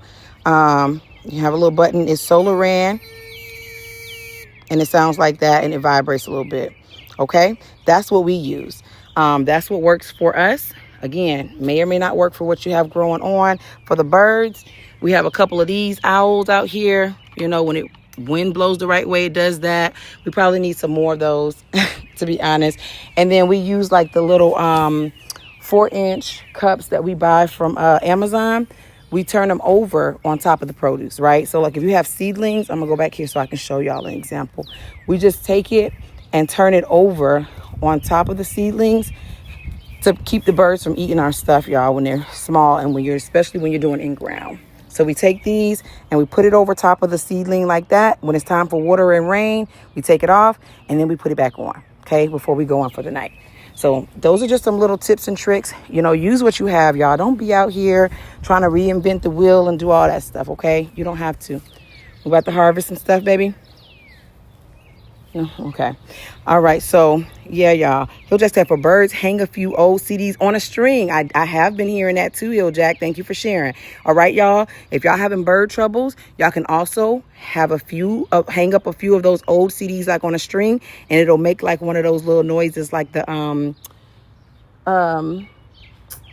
what is it called? The word is escaping me. Y'all know what I'm talking about. But it makes a little noise and it'll be a little shiny thing, right? That's going to actually deter them. So, yes. Good stuff. Good stuff. Thank you, Hill Jack. Symbols. Ivy, thank you, baby. But it'll make like that kind of a thing. And it's the reflection, y'all, and stuff that helps with that. So I agree with that. Okay. All right. So here is the main garden. For those of y'all just coming in, welcome in. We are 501c3 approved nonprofit, Seeds of Growth, Inc., and community gardening. All right. So we grow produce and we basically make sure that we're able to donate some of the produce to our local food banks so that they can make sure that we're providing for those underserved communities out here in Tennessee Zone 7B. So that's why y'all see us growing at this rate. Okay. That's why you're seeing that. Okay. So we got a lot growing on out here. Any more questions or anything? Because we walked through most of the garden. We did the walkthrough over here, and then we walked through over here. If there's anybody new that wants to know everything we have growing on, just say, just say me, and I'll go ahead and discuss what we have growing on over there in the main garden. We just walked through these grow bags. The last section that I will talk about again over here, y'all, is what we're calling Pollinator's Palace, okay, aka my place of peace, okay? And so over here, Hill Jack said for those in rural areas where deer, yes, are a problem, get a shower radio and hang it tuned to AM talk radio, all right? That's what Hill Jack said, okay? So if y'all in here and y'all have deer problems, because we do not have deer problems, y'all hear the thing still going off. Hold on, let me turn it off. So yeah, thank you so much, Hill Jack, for sharing. So over here, when we went to the main garden, y'all, we were over there talking about, how important it is to companion plant, making sure that we understand that's the most natural thing we can do to deter the pest. So with our collard greens, we do onions and marigold. For our tomatoes, we do things like the basil in between. And for our pepper plants over there, we do cilantro. Those are all really, really good companion plants, to plant together. There are so many more, though. All you have to do is Google it, Chat GPT it, whatever you use, okay? And it will save you a lot of heartache and disappointment. But over here, what we have intentionally done is, again, we want to make sure that we also understand when we're using things like neem oil, which is a natural insecticide, those things, if not used correctly, can be damaging and affect the ladybugs, the bees, and the butterflies. And we're not trying to do that. So you want to be responsible when you're using those things. Over here, we have curated an intentional space for those ladybugs, bees, as well as ladybugs, bees, and the butterflies to come over here and enjoy themselves. Okay, so that is what we have growing on over here. Now, I don't know if somebody's in here still from earlier. I know Ivy, I know and April, if you're still in here, I know What is my favorite flower? What's my favorite flower? LaWanda, hey, baby. What do they do? Hill Jack said zinnias. What do they do? So these just encourage pollinators, y'all. So that's what we have over here, a whole section of just pollinators, like different types of things, sunflowers, zinnias. We have some snapdragons over here to encourage that. LaWanda said, hello, how you doing? New subscriber, baby. Welcome in. Said, I love your channel. I need help. I'm trying to start my garden today. Thank you so much for subscribing, baby. Trying to start my garden today. How do you put everything in and which way I have planting bags? Everything in and which way I have planting bags. So the grow bags, I think, is what you're talking about, honey. So we'll have to go over that. Give me a second, because it's a lot into that. Like, are you doing in ground or you're just using grow bags, period? And then do you have all the things? Yes, Ivy and April, y'all are correct. Sunflowers are my favorite. LaWanda said, and I just joined the live. I think I missed a lot. I really just got here. Yep, that's okay, baby. Welcome in. We'll talk about that. But if you're just doing grow bags, we can show you what we have, what we use for our grow bags here. Not saying that you have to or anything like that, but we have some information we can share about that. If you are doing in ground, that's going to depend on your zone, what kind of dirt you have, if you need to mend your soil, and that can take a little bit of time to do. We've been growing for 4 years, but this year we still have to mend our soil sometimes. Okay. That one artist said, what are some tips for growing strawberries? I just started gardening. Okay. So we are not growing strawberries here, y'all. So I don't want to mislead you. That one artist. Is there anybody in here growing strawberries though? Because that's what we're doing. We're building a community.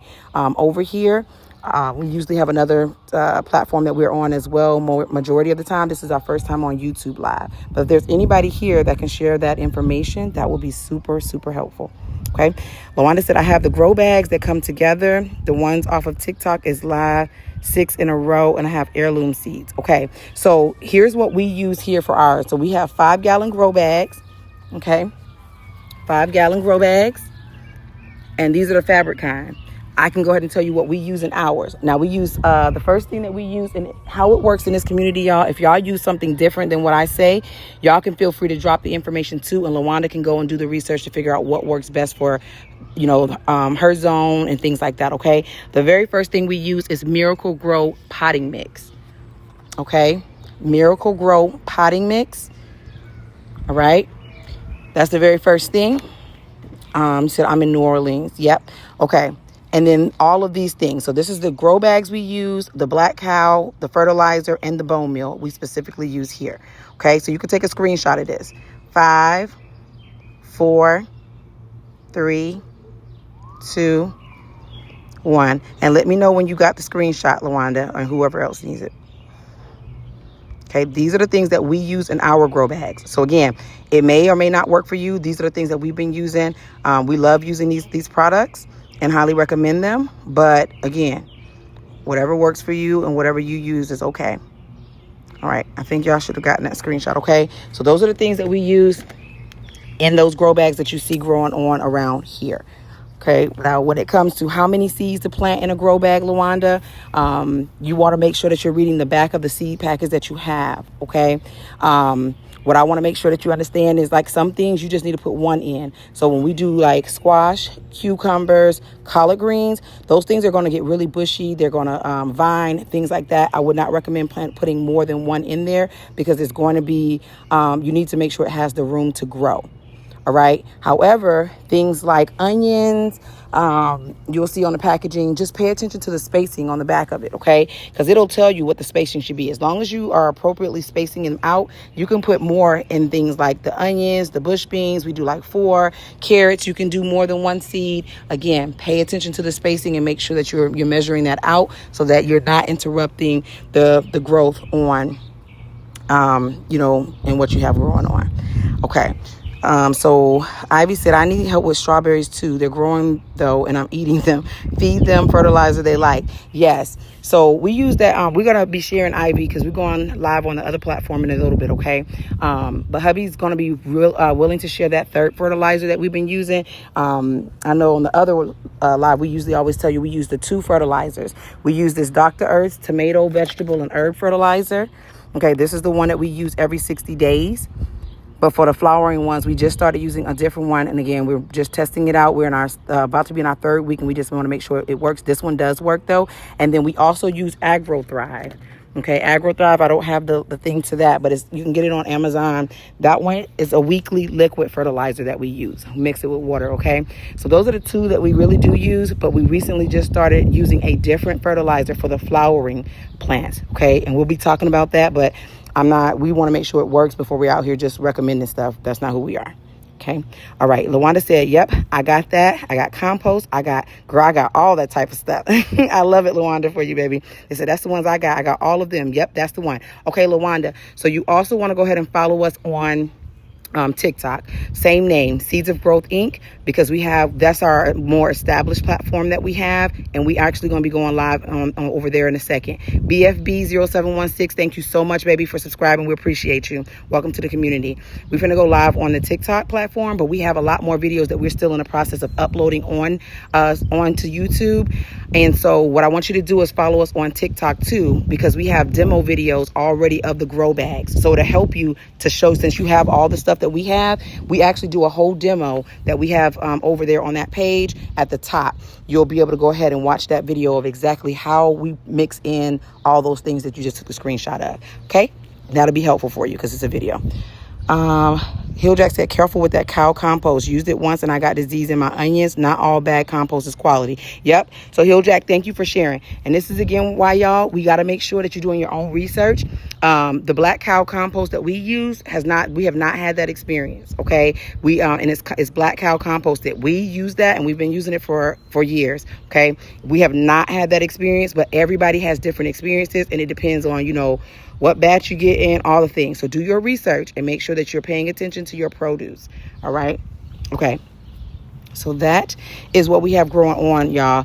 Again, thank y'all for the ones who have subscribed over here. If you're just coming in, welcome in. Y'all see us growing at this rate over here because, again, we are giving back and donating some of this produce to the underserved communities. What we have growing on over here, I know I went in there and didn't talk about it, but we got zinnias and sunflowers like for days, y'all. And we created this section so that the bees, ladybugs, and butterflies can come over here and have a time. A lot of zinnias growing on. That's what you see happening right here in this area. We got some snapdragons down there. And then we have a whole lot of sunflowers, baby, because that's what we do. Okay. Back in the back, there's some mammoth sunflowers. They get like 15, 16 feet. These right here are red sun sunflowers right here. I didn't even know they had chocolate cherry sunflowers, baby, but here it is. All right. Chocolate cherry sunflowers, and we love it. And we love it. So I can't wait to see what those look like. Over here, Velvet Queen sunflowers. And then we have some incredible dwarf sunflowers right there. That's what you're seeing right here. Okay, up front, some sunspot sunflowers. Okay, and then again, zinnias and all the snapdragons and stuff. In this keyhole, we have some smoothie zinnias and some teddy bear sunflowers. So this is the palace. It's pollinators palace, baby. We are encouraging the bees, the ladybugs, and all the things. All right. Hilljack said, grow something, folks. That's right. Anything. You'll enjoy a garden no matter how small. It's an escape from that rat race and good for the soul. Hilljack said it's so good, y'all. I just want y'all to grow something. That is the reason why we are doing this. I'm not on here just doing this for no reason. We want to encourage and motivate you. We're going to do it. Right. As you can see, this is something that we are passionate about. We've been doing it for 4 years. This is our first year operating as our 501c3 approved nonprofit, where we're able to donate back to the local food banks and things like that. But it's not our first year gardening. We are on these platforms trying to encourage people, meet you right where you are in your growing journey. OK, it's no more excuses. Like a lot of the things back in the day, well, I don't have a yard to dig up. I live in this. I live in an apartment. All those kind of excuses are kind of dying down. If you really want to grow, let's grow together, one seed at a time. That's why these conversations are happening. I have a lot of things I could be doing. You have a lot of things you could be doing. But when we get together and we are in community with each other, answering each other's questions, encouraging each other, motivating each other, talking about the struggles as well as the success. Thank you, baby, the watcher. Thank you for subscribing, baby. Welcome to the Seeds of Growth Inc. family. Those are the things that's going to push us forward. Okay. Those are the things that's going to help us. If we get on here and we walk the garden, we answer your questions, we make ourselves available the way that we do on multiple platforms. You're going to be blessed. You're going to take what you need to take from it. You're going to share it with somebody who's going to share it with somebody who's going to share it with somebody. And in everybody that we share it with, y'all, we all have different impact. Okay. And different scale of the difference that we can make across the world. Okay, we got to all focus on our corner of the world and having these conversations. One conversation at a time is how we get there. Okay, so that's the reason why we're doing this. Y'all can follow us on TikTok too. That's where we mainly go live. But this is our first time going live over here on YouTube. And again, we wanted to do that so that we make sure that we're building, our platforms and our connectivities across as many platforms as we can so we can reach everybody that we're supposed to reach. Okay. All right. Hill Jack said, I sub. Thank you so much, baby. Gotta go watch gotta go watch my sweet corn stand back up after a storm knocked them down. Sun stands them back up. You all take care. Thank you so much, Hill Jack. Thank you so much. We appreciate you. Ivy said, I'm learning a lot, enjoying eating my own food, shared my cucumbers with my neighbor. Ivy, that's what I'm talking about. That is what we're doing. That is what we encourage and motivate. So thank you so much. We are in zone 7B out here in Tennessee, y'all. Zone 7B out here in Tennessee. She said, me, Tennessee, Zone 8A. That's what BFB said. Welcome, baby. Welcome in. All right, so for those of y'all just joining us, we can go through real quick. Y'all feel free to comment below. I'll read y'all comments out. If you have a question, happy to answer it as best as I can. We're going to switch platforms probably here in a little bit, but I do want to make sure that if you're just now coming in, we can walk the garden one more time and then see what y'all want to do, okay? Timothy Brown said, nice garden. Thank you so much. All right, here we go. Here we grow. So on these first 2 rows right here, y'all, cayenne peppers all the way up to that first trellis. Okay, Timothy Brown said Tennessee 7B. Yes, baby, welcome in. Hey, neighbor. On that first trellis, we have cantaloupe. All right, on the second trellis down there is cucumbers. Now, what I want to say is, y'all, we got some stuff growing on down here. If you want this trellis right here, because a lot of people be like, oh, my God, that's nice. Where'd you get it from? BFB said, hey, neighbor. I be wondering if some of these people is my neighbor for real, y'all. Are you really my neighbor? But yeah, zone 7B, baby, neighbors for sure. All right, so what we got going on right here is the cantaloupe. If you're interested in this trellis, we went to the local our local Tractor Supply store, and we got 16 feet cattle panel, 4 T-posts, and some UV zip ties. Okay, UV zip ties. All right, that's how we made it. If you want it, you too can have one, baby. We don't gatekeep, okay? We want to help you as much as we can. Down here is cucumbers growing on. All right, these cucumbers are taking off. Okay, from when we started, baby, I was like, oh, it's taking so long. I don't know if something is happening or not. It's happening, okay? And I'm going to show you something. Hopefully, I don't lose connection all the way over here by this fence. But let me show y'all something that's growing on over here. Let's see. Hold on, I got to find it again now, y'all. Right here. Look. Can y'all see that? Look at the cucumber. Look at it. Right here. Okay? So I definitely wanted to show y'all, like, that's what we do here, y'all. We have these conversations and we motivate and encourage each other.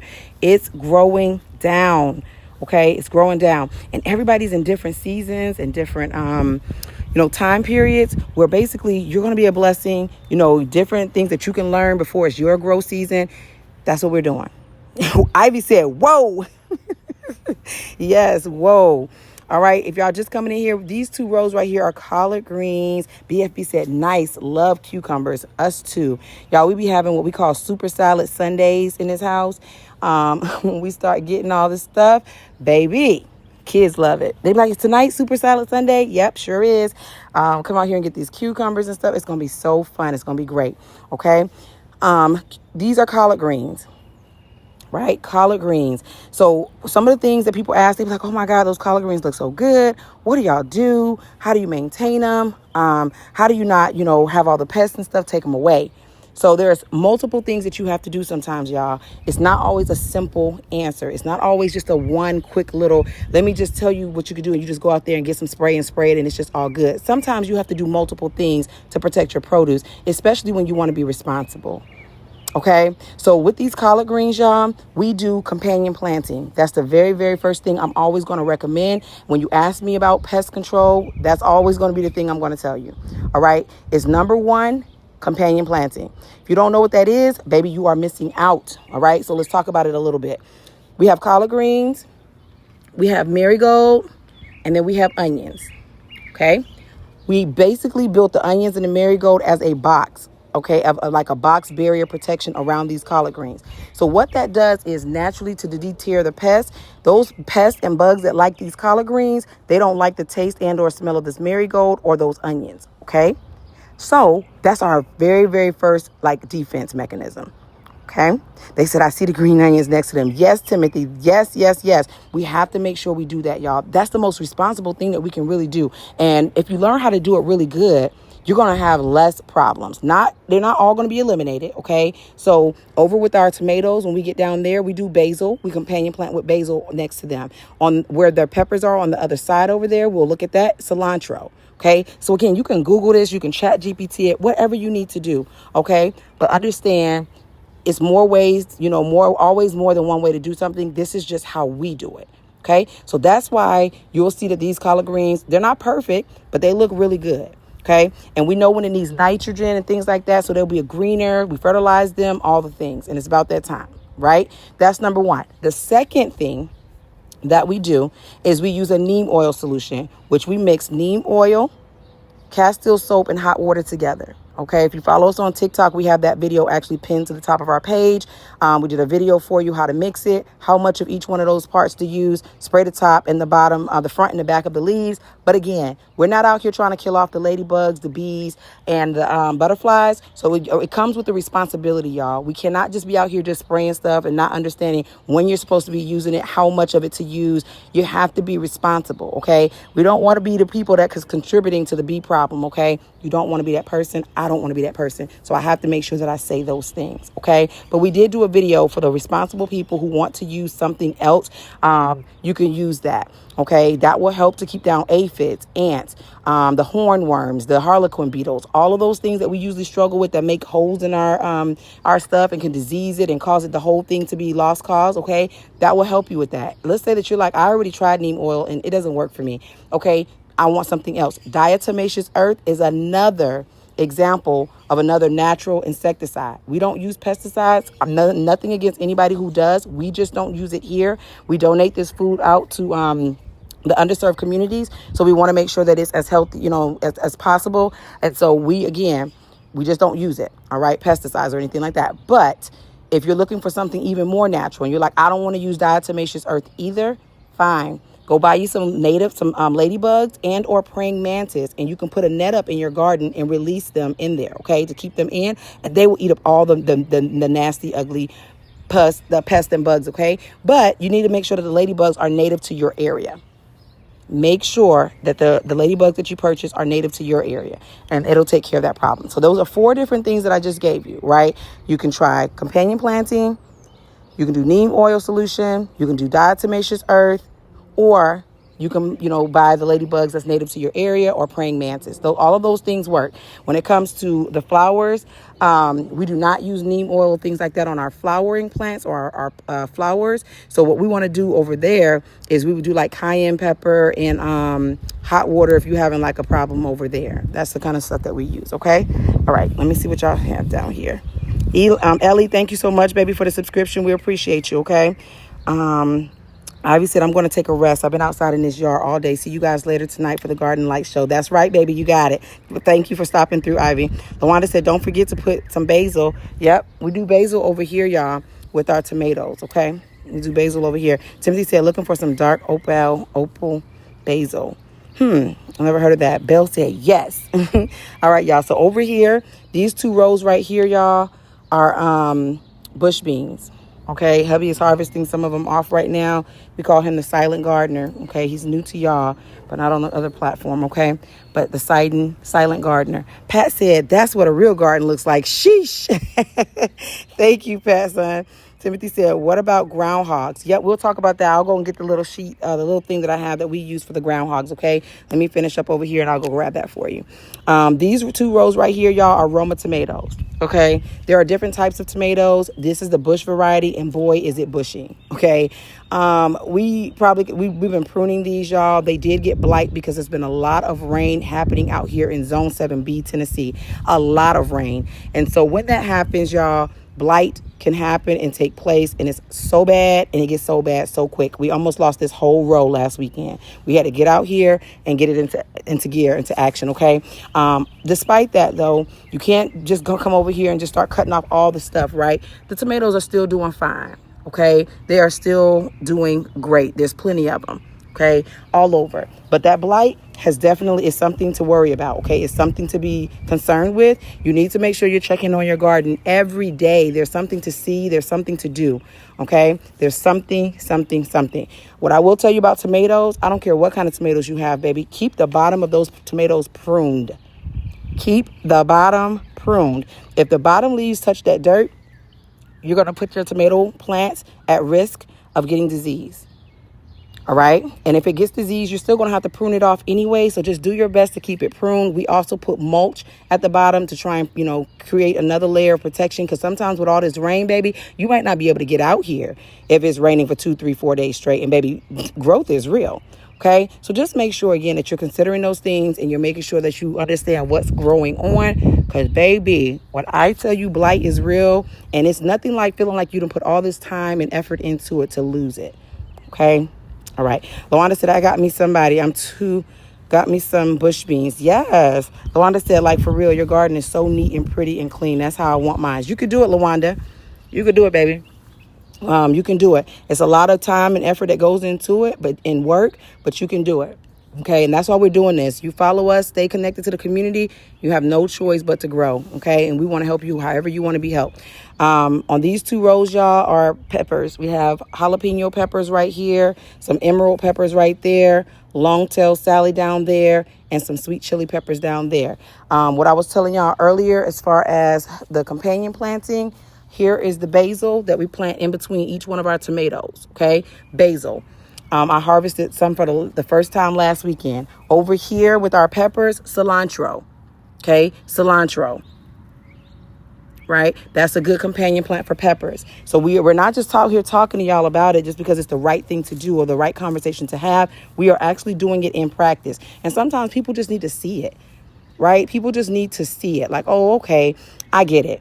I understand exactly like how that's supposed to look. We learn together too, right? Growing together one seed at a time. We're not saying we always get it right, okay? But what I can tell you is something different we would do on this row with these tomatoes. I would probably bring those basil more so out so that when they get bushy like this, they're not taking up too much of the sun. The basil is still thriving, okay? But it's just something personally that when me and hubby look at it as what we can do different, those are some of the things that we're looking at, okay?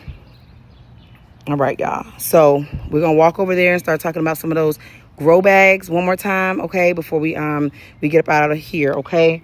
But we have, again, the peppers that we just went over in cilantro, tomatoes, and basil. If you have questions, drop them in the chat, y'all. This is your time so we can answer them, okay? 2 rows of bush beans. Hubby is out here just harvesting a little bit of them, okay? Off of here. They've been on a struggle because, again, it has been raining so much. Bush beans do not like a lot of water. Okay, those leaves were so yellow and it looked like they were all diseased, y'all. We really thought they were doomed. We almost fully replaced them with peppers, the whole 2 rows.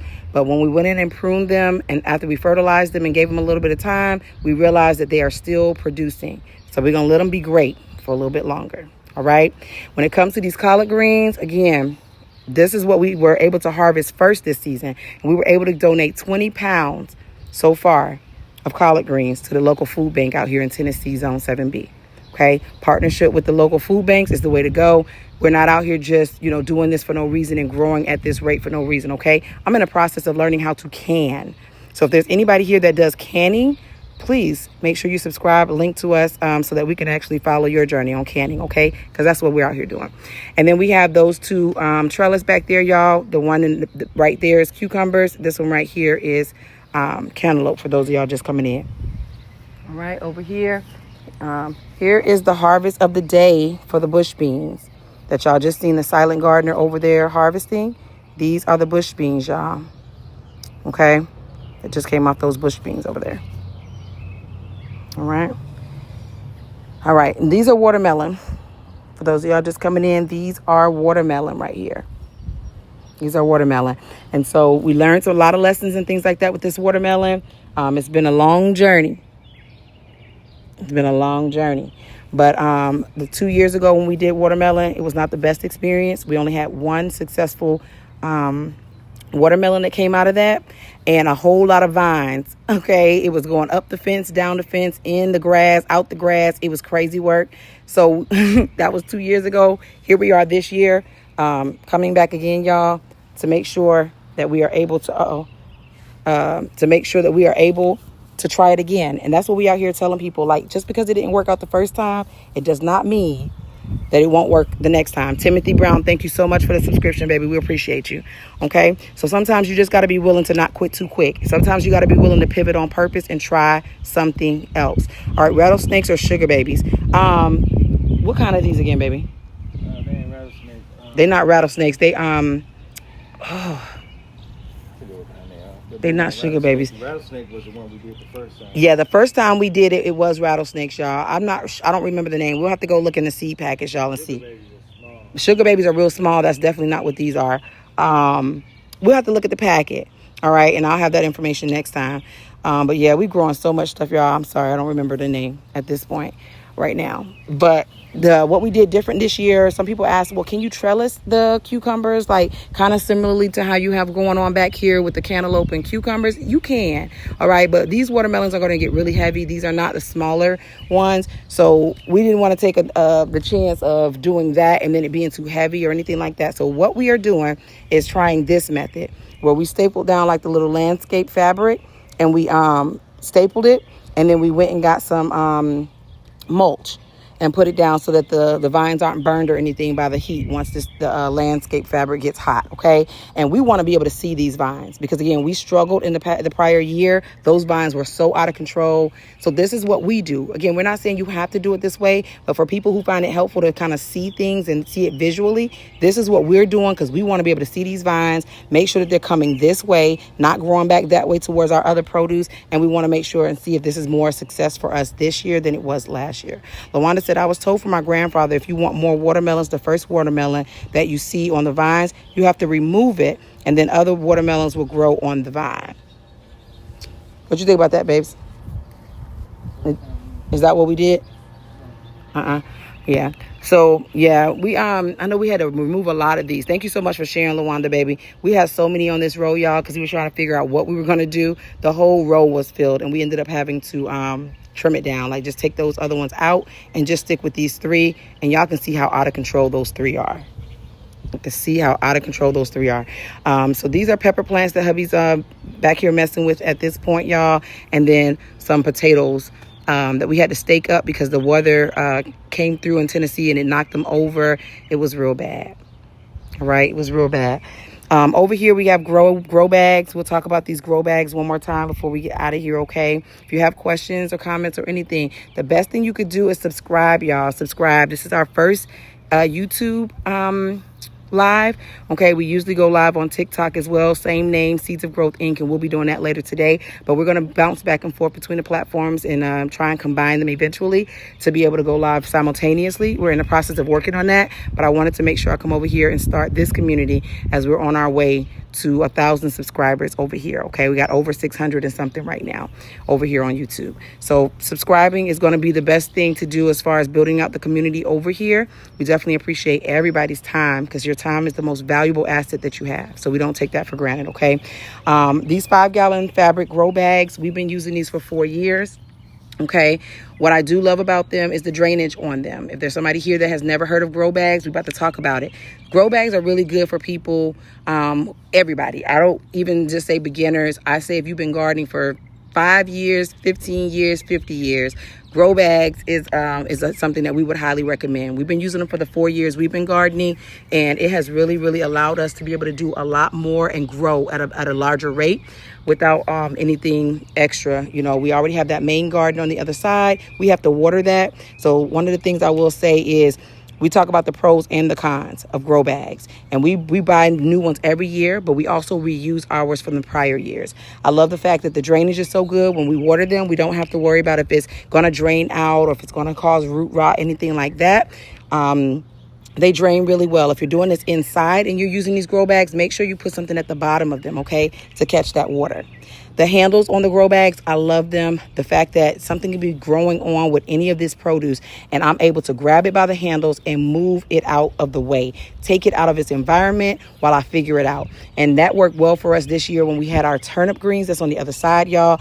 Those turnip greens were struggling in this heat. Out here in Tennessee. So we were able to, when they wilted, we were able to come out, grab them by the handles, take them into the shade, water them, bring them back to life, give them a moment to be like, okay, We understand it's a little hot. We got you what you need. Now we got to go back in the game, coach, okay? And we had to bring them back in. So a lot of those things. Pokemoke said, welcome to YouTube. Yes, baby. Thank you for the warm welcome. Y'all are amazing over here too. So I love it. I'll definitely be making sure that we do manage both platforms, okay? So thank y'all for being so awesome and amazing and engaging. We really, really appreciate it. So yeah, that's another thing that we love about them. Okay. And being reusable, making sure even the soil that we use in there, y'all, is reusable. You just have to uproot everything that you have from the prior year that you use, and then you rejuvenate that soil. We don't waste it. All right. I wouldn't recommend using it past maybe 3 years max, but I think we use ours for at least 2 years, babes. We do it for at least 2 years, okay, y'all? So that is what we do. As far as what you can grow in grow bags, we go ahead and talk about those things too, because that's the next question that people usually ask. Well, what kind of things can you grow in grow bags? Can you grow everything in grow bags? I wouldn't say everything, but a lot of things you can grow. So we have things like over here, cucumbers, okay? We have squash. We have collard greens, okay? Again, a lot of cucumbers and squash growing on, y'all. These are cucumbers right here. Potatoes on potatoes. So we have a lot of gold rush potatoes right there. And then we have red potatoes. And these look like this because they're almost time to be harvested, okay? When that foliage starts dying back on these leaves and they look brown and yellow like this, it's almost time to harvest them, all right? So really, really excited about that. These two grow bags are two different types of onions. We have warrior onions right here. Okay, and then we have white Lisbon onions right here. As far as how many things you can plant, that's another question that we get. Well, how do you know how many seeds to plant in the grow bag? Do you only put one? When do you know how to put 10, or when do you do 4?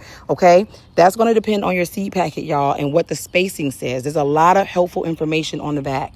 All right. So you want to read that seed packet or the front, wherever, the information is located. For potatoes, we brought them from the store. We only did one in there. They get really bushy. It doesn't look like it right now, but they get even bushier. And if you were here, following the journey, y'all, it definitely gets really, really, really bushy and pretty. Okay. Before they start looking like this.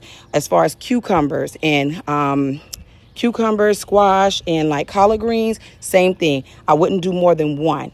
Okay, because what happens is they vine out, not collard greens, y'all, of course, but they get really, really bushy. You want to be able to make sure that they are being properly cared for, and you're allowing the appropriate airflow. It is important. Onions, you can do more of those in a grow bag because of the spacing that's necessary for them to just do their thing, right? So really, really helpful tip there. Over here, carrots, same thing. We were able to plant multiple carrots in there. Okay, because the spacing, just make sure you're spacing it correctly. Peppers, we only do one pepper plant per grow bag too, because again, they can get really bushy like this, and baby, look at it, right? It's going to be so bushy, it's going to be out of control. We don't really like chaos. So we do things as nice as we can just to keep it manageable. All right. And then we have bush beans growing up in here, and then more potatoes. This is a pepper plant from last year, still thriving. And then over here, we have potatoes, more potatoes, more potatoes. Okay. Again, we are sharing with the community. Okay. So we're out here donating to the local food bank so that the underserved communities can have fresh produce too. And then these are onions, y'all. Different types of onions, squash, and cucumbers, baby. Right? Turnip greens. Growing in 5-gallon grow bags. So you got to make sure, again, that you understand what you have growing on, what you're trying to do. You can grow a lot of things in grow bags, y'all. A lot of things. But we don't do over 5 gallon because we also have to water this section over here. Okay, so we understand what we have growing on. We don't want to overdo it. So here we are. We have the peppers. One more little pan around the garden before we get out of here, okay? Peppers and cilantro growing on right here for companion planting. Roma tomatoes and basil.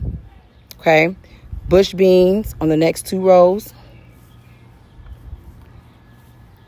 Collard greens, onions, and marigold for companion planting right here.